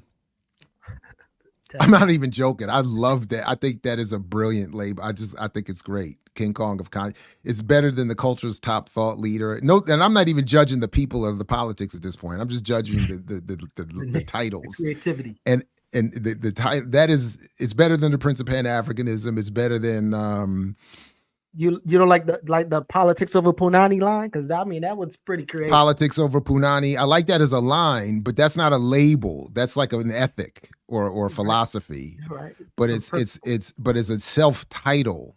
The King Kong of consciousness. Come on, man. That is, all that's next is like, to be like the Godzilla of godliness. You know what I'm saying? Don't use the word nationalism with the name change going back to Africa. That is pedestrian to say the least. So I don't know. Maybe I just don't be understanding what I'm saying. I just be saying shit because I literally said there's multiple ways that people will call themselves nationalists and they don't have the same politic. And so when you say somebody is a nationalist, how do you determine what's a nationalist? Can we even start with defining a nationalist? And when we all have the same definition. And I'm saying I don't know that that's true. And also I'm saying Dr. CBS goes into the book about how African Blood Brothers had a different definition of nationalism than, say, a Garvey. So I believe Claudia Jones was a nationalist, and she has a different, line. Did she self-define as a nationalist? I don't know if she self-defined, but I don't know. I might be wrong. It seems like she. I don't know. I would. conclude that she wouldn't be against nationalism, but I don't know. Well, but that's again, I haven't read but that's sort of the issue. There is a communist definition of nationalism, and remember, certain communist and socialist, European communist and socialist leaders supported Black nationalism within the context of a class first analysis, not a race first analysis. So their nationalism would be different from the nationalism of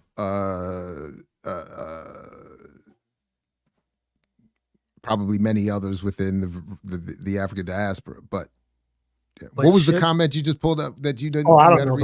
But should we have the same or cooperating definitions to terms if we're gonna be serious about like changing our conditions, or no?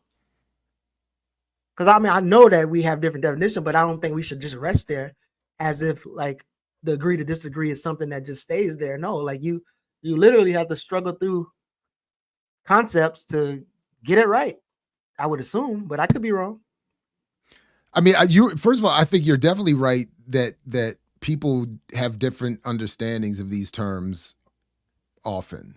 I mean, we've even I don't know when it was, it's been a minute, but Kalanji has hosted a couple of conversations with Garveyites who were saying that Garvey shouldn't be called a Pan-Africanist. He was an African nationalist. And Du Bois and them were Pan-Africanists, and that they don't mean the same thing. And there's different definitions of Pan-Africanism so I do think we need some clarity around that. Maybe. Oh, Josh said that Claudia was a nationalist. I sent you her essay on the Black Nation thesis. But again, using Lenin's definition, that's my point. Yeah, so that's what I'm saying. So that point I get. That's what I meant, Josh. I'm happy to reread it if I haven't already. But that's my point. The Lenin communist Soviet line of nationalism is not necessarily the same as and I don't know why I'm drawing a blank, but pick one.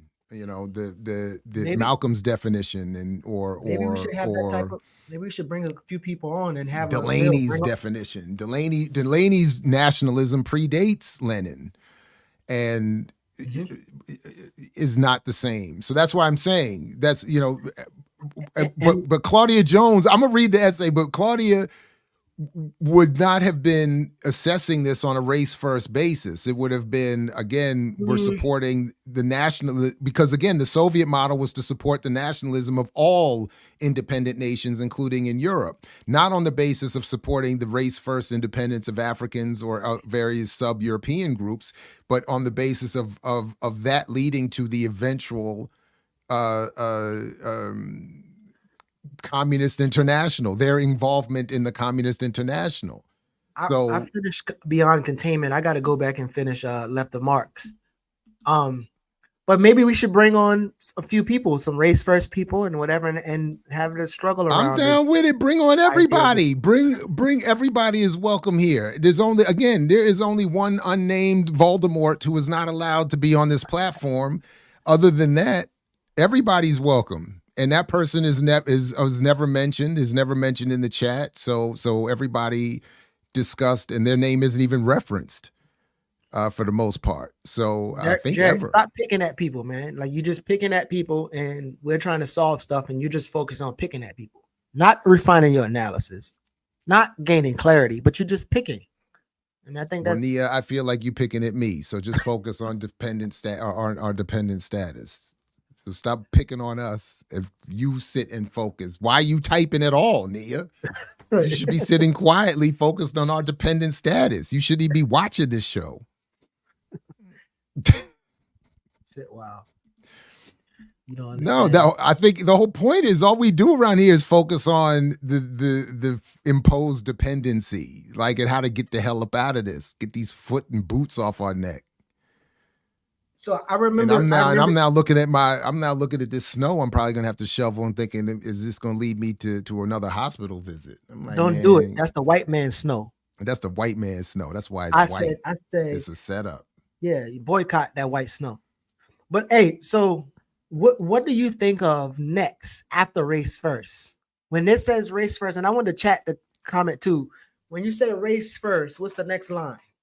Because it's not race only, right? So when you hear race first, then you hear what's your next line of thought?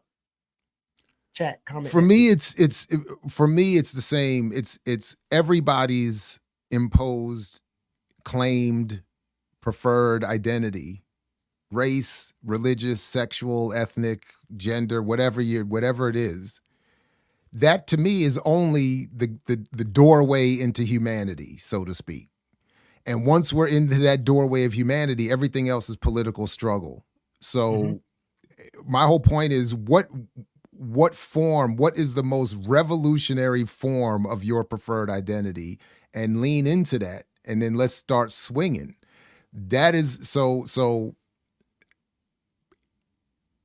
so yeah, for me, Black nationalism has meant what Dr. Clark used to say, returning African people back to our proper place on the stage of world civilization.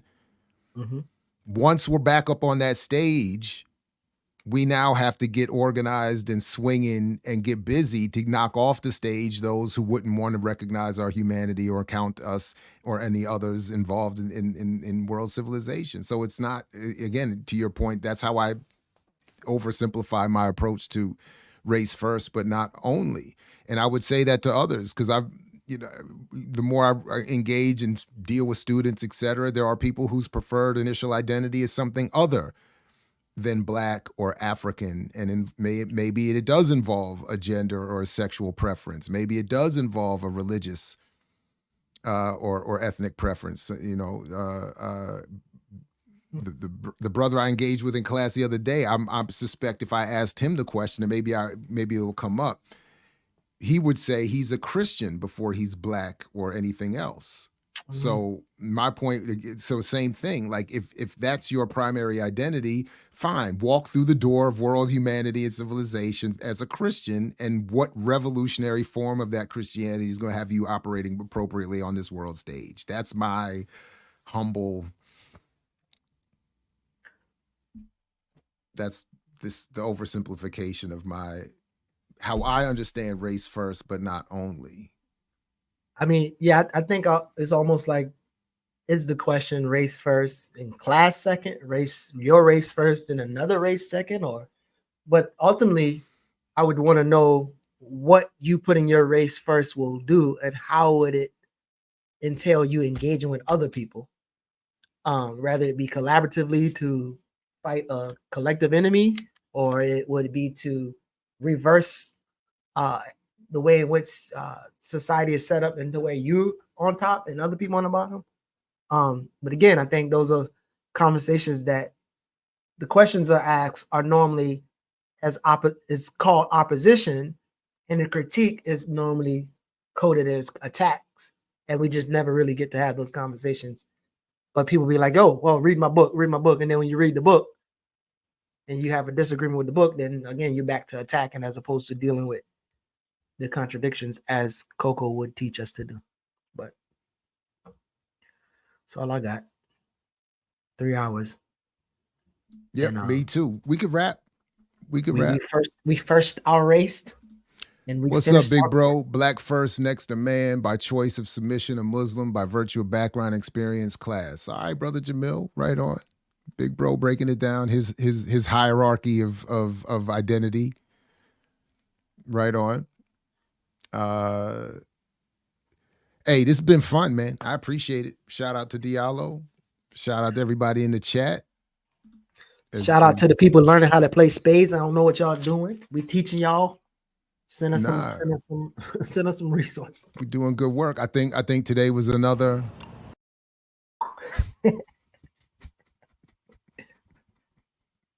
I think. Did you call bank? I called game. And then we drank a little soda. You know what I'm saying? I think this has been a good morning, a good healthy, breakfast here. Boom bap breakfast. Well, I hope everybody got message. And for the people who supposed to be showing up to the study Monday ain't finished their reading.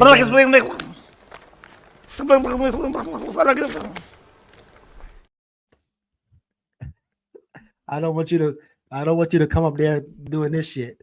We need you to actually read and engage the work. They come get the essence. I'm just gonna get the come essence of the work. Pull up the essence. I love it.